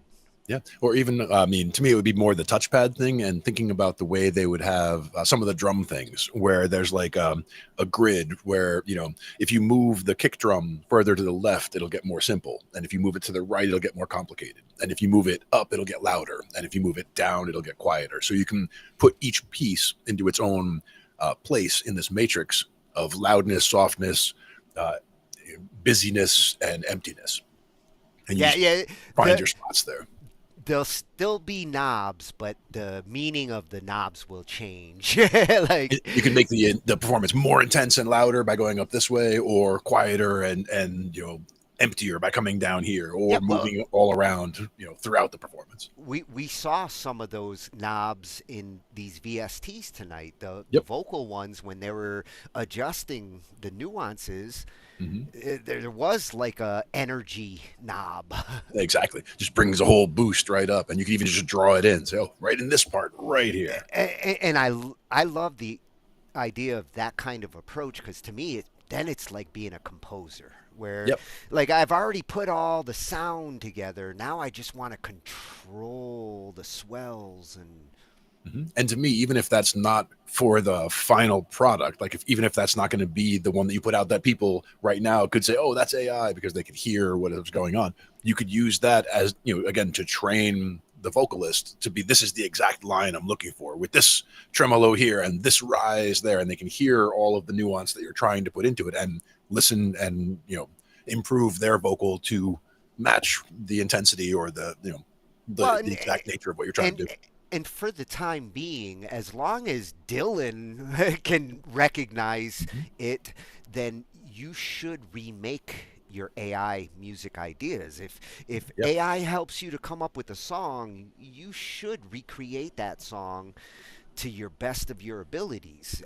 If you use the AI produced audio, there will be somebody out there who's like, that's AI, because there is a certain sound to it that I think what Dylan's hearing is the compression. I was thinking about the whooshing on vocal removing. Like if you have something that they remove, or they remove the music from behind a movie, that they're trying to play, or a movie quote or something, and you can hear that kind of whooshing in the background where the background sounds distorted. Yeah, it's like a gating effect. Anytime I hear a gating effect, especially coming in, when you go from silence into something, that's where it's the most obvious in AI music right now. Yeah. And again, those could be the kinds of things that Dylan's hearing, and it just jumps out at him as something that, you don't hear that in regular recordings. Well, and he's a unique example, because like the average person hearing that kind of thing, that's just picky ears. But Dylan does have perfect pitch. I mean, they've proved it. And when your hearing is that on, something like these kinds of gated compression frequencies gonna sound louder to him than your average ear. Sure. And again, people who do a lot of mixing and listen to and focus on different aspects of like a deep mix, you got 16 elements in there and you're hearing the keyboard here and the guitar there and the bass here. People who are used to focusing like that also pick up on things like that better. Even if they don't have perfect pitch, it's just something about being able to isolate certain frequencies and or certain, a certain instrument sound that you can pick up on. I think it's just being aware. Like if you are a mixer and you spend a lot of time focused on that, then you kind of become aware of like the sound in general. Yeah. And a good mix, I mean, it is something that there's as much art as there is science. Like you can tell someone how to mix and, oh, the levels should all be here. And like you could do things very scientifically, but then you can hand it to somebody who really knows how to mix for a band and it'll sound completely different because they have nuances that they will, do. Like this needs to be a little louder than you would expect. And this needs to be a little quieter than you would expect. And this needs to be adjusted on the fly. And like all these different things that are part of the art of mixing that, just come over time and from experience. Yeah. And there's those kind of like rules that you should always do with a mix, and then little fine tuning that each mixer is going to have a little different preference. The golden rules are like, the compressor rules and the chain of a signal, but whether something's louder or quieter in a mix, each band member might have a different mix at that point. Oh yeah, and that's where we send different monitor mixes to everybody when we're doing live band stuff. We could have 6 monitor mixes. Some people have in ears. Some people are a wedge on the floor that's right in front of them. Most of them only want themselves and or vocal. Like if they're singing, they want vocals so that they can all mix and harmonize. But they usually don't want the whole sound coming at them because they already have the whole sound coming at them from everywhere else. They want mostly their own instrument and their own vocal and anything that they need to harmonize with. Yeah, and a performance mix is much different than a album mix. For sure. So, but this is just to help them with the performance. Yeah. Speaking of mixing night, that's considering the freshies we got tonight that are actually mixing channels. That gives me an excuse to go back for those. And actually, we have a couple of projects we've been working on out in Pennsylvania that we might want to start looking at as well, where we're putting different pieces together and trying to get a very simplified version of certain songs just down so that we can get the copyrights in and then just go from there. So some of those projects. If you guys ever want to do like a recording session on that for posterity, and we record them on the Personas that we have out there, the 32 track. So we record it on there into Capture, and we can use Studio One on it. Usually we just bring it into Capture just to get ideas. Are you guys on? Are you on the new Studio One that came out? We've updated, I guess. I think he got a new machine about a year ago. So he did update the software within the last year. Ooh, I'd like to see that in action. Yeah, his connection over there is like probably worse than what you used to have because the machine record it on phones there. Exactly. I don't need you to stream it to me. Exactly. And he actually has just redid some of the studio space there too, so it's a little bit more open. We have more room to move around, and we would be able to get some good angles for that, so we'll do that. Hell yeah, let's get a recording session night. Sure. And I can even, and we've also been talking, I was talking to Angie about, some other things. Like I get video. I used to get video of everything. Like we would go out with bands every week and I would just have video, like, 6 different, videos a week or whatever. But I haven't done as much because I did kind of fill up my online storage. So if I do, go to Walmart and grab one of those. 2 terabytes on a USB stick for $9, and it's USB 3.1. It's like an SSD card. Yeah, so that's what I'm headed for now, because I've been waiting for prices to come down somewhat on storage because I really do need storage in my new machine. They can't go down any more than that. That's a price point I can work with. So I can, I'm going to see about that, because once I get that squared away, then I can start, again, I don't want to also trust all of the stuff that's in my Dropbox. I don't want to put it onto a flash drive like that and trust that as the only copy. You should put it in, multiple. Yeah. But that's for $9. I can get 4 of those and put it in multiple places. I would archive a whole video collection on this. And then one of the drives in my Plex, that the media server, I can keep plugging more drives if I need more storage. Yep. And again, this is a new machine that I've not had for too long now, but it's got physically space inside for drives. So I've only got 1 drive in there, so I can add to the machine. But being able to just throw 2 terabytes in like that, I can definitely get started with some things. Yeah. I needed to expand because the emulation station.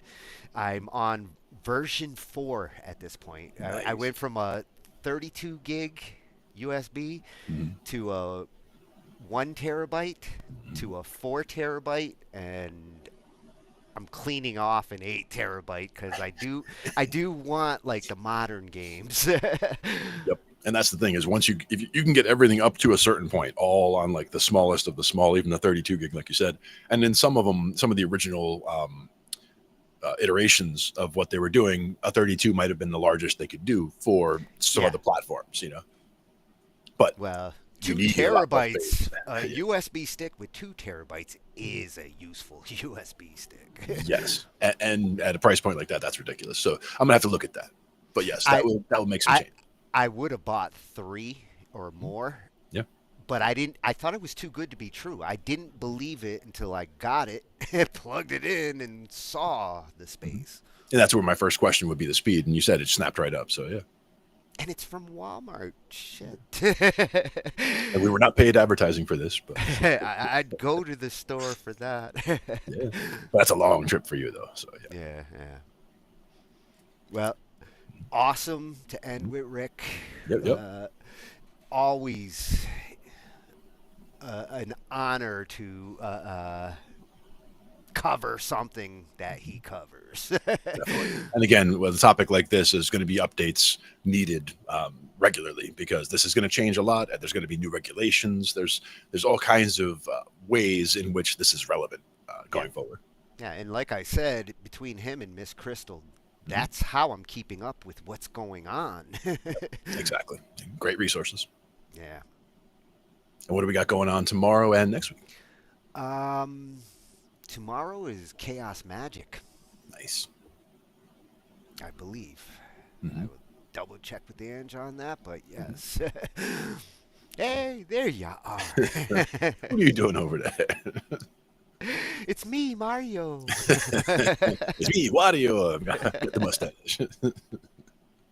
The crazy man mustache. No, if I can get it to actually go out instead of down. I've seen ones where they do it like layers, where it goes out and then sweeps out again and sweeps and sweeps. It's like, okay, it's like a Christmas tree. Yeah, I'm lucky I can get it to grow as much as it's growing, but there you go. But thanks for everybody for joining us. Always a pleasure on a Thursday.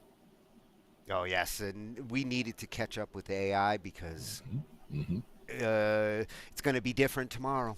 Yeah, and the progress since the last time we checked in is a lot. Just again, the last time we did this, I could easily hear the difference between AI and regular, but some of these voices are sounding very realistic or very difficult to tell the way we used to tell by the inflection and the accent and the way it would do certain words. Like you could just, it's AI, but it's gotten a lot better.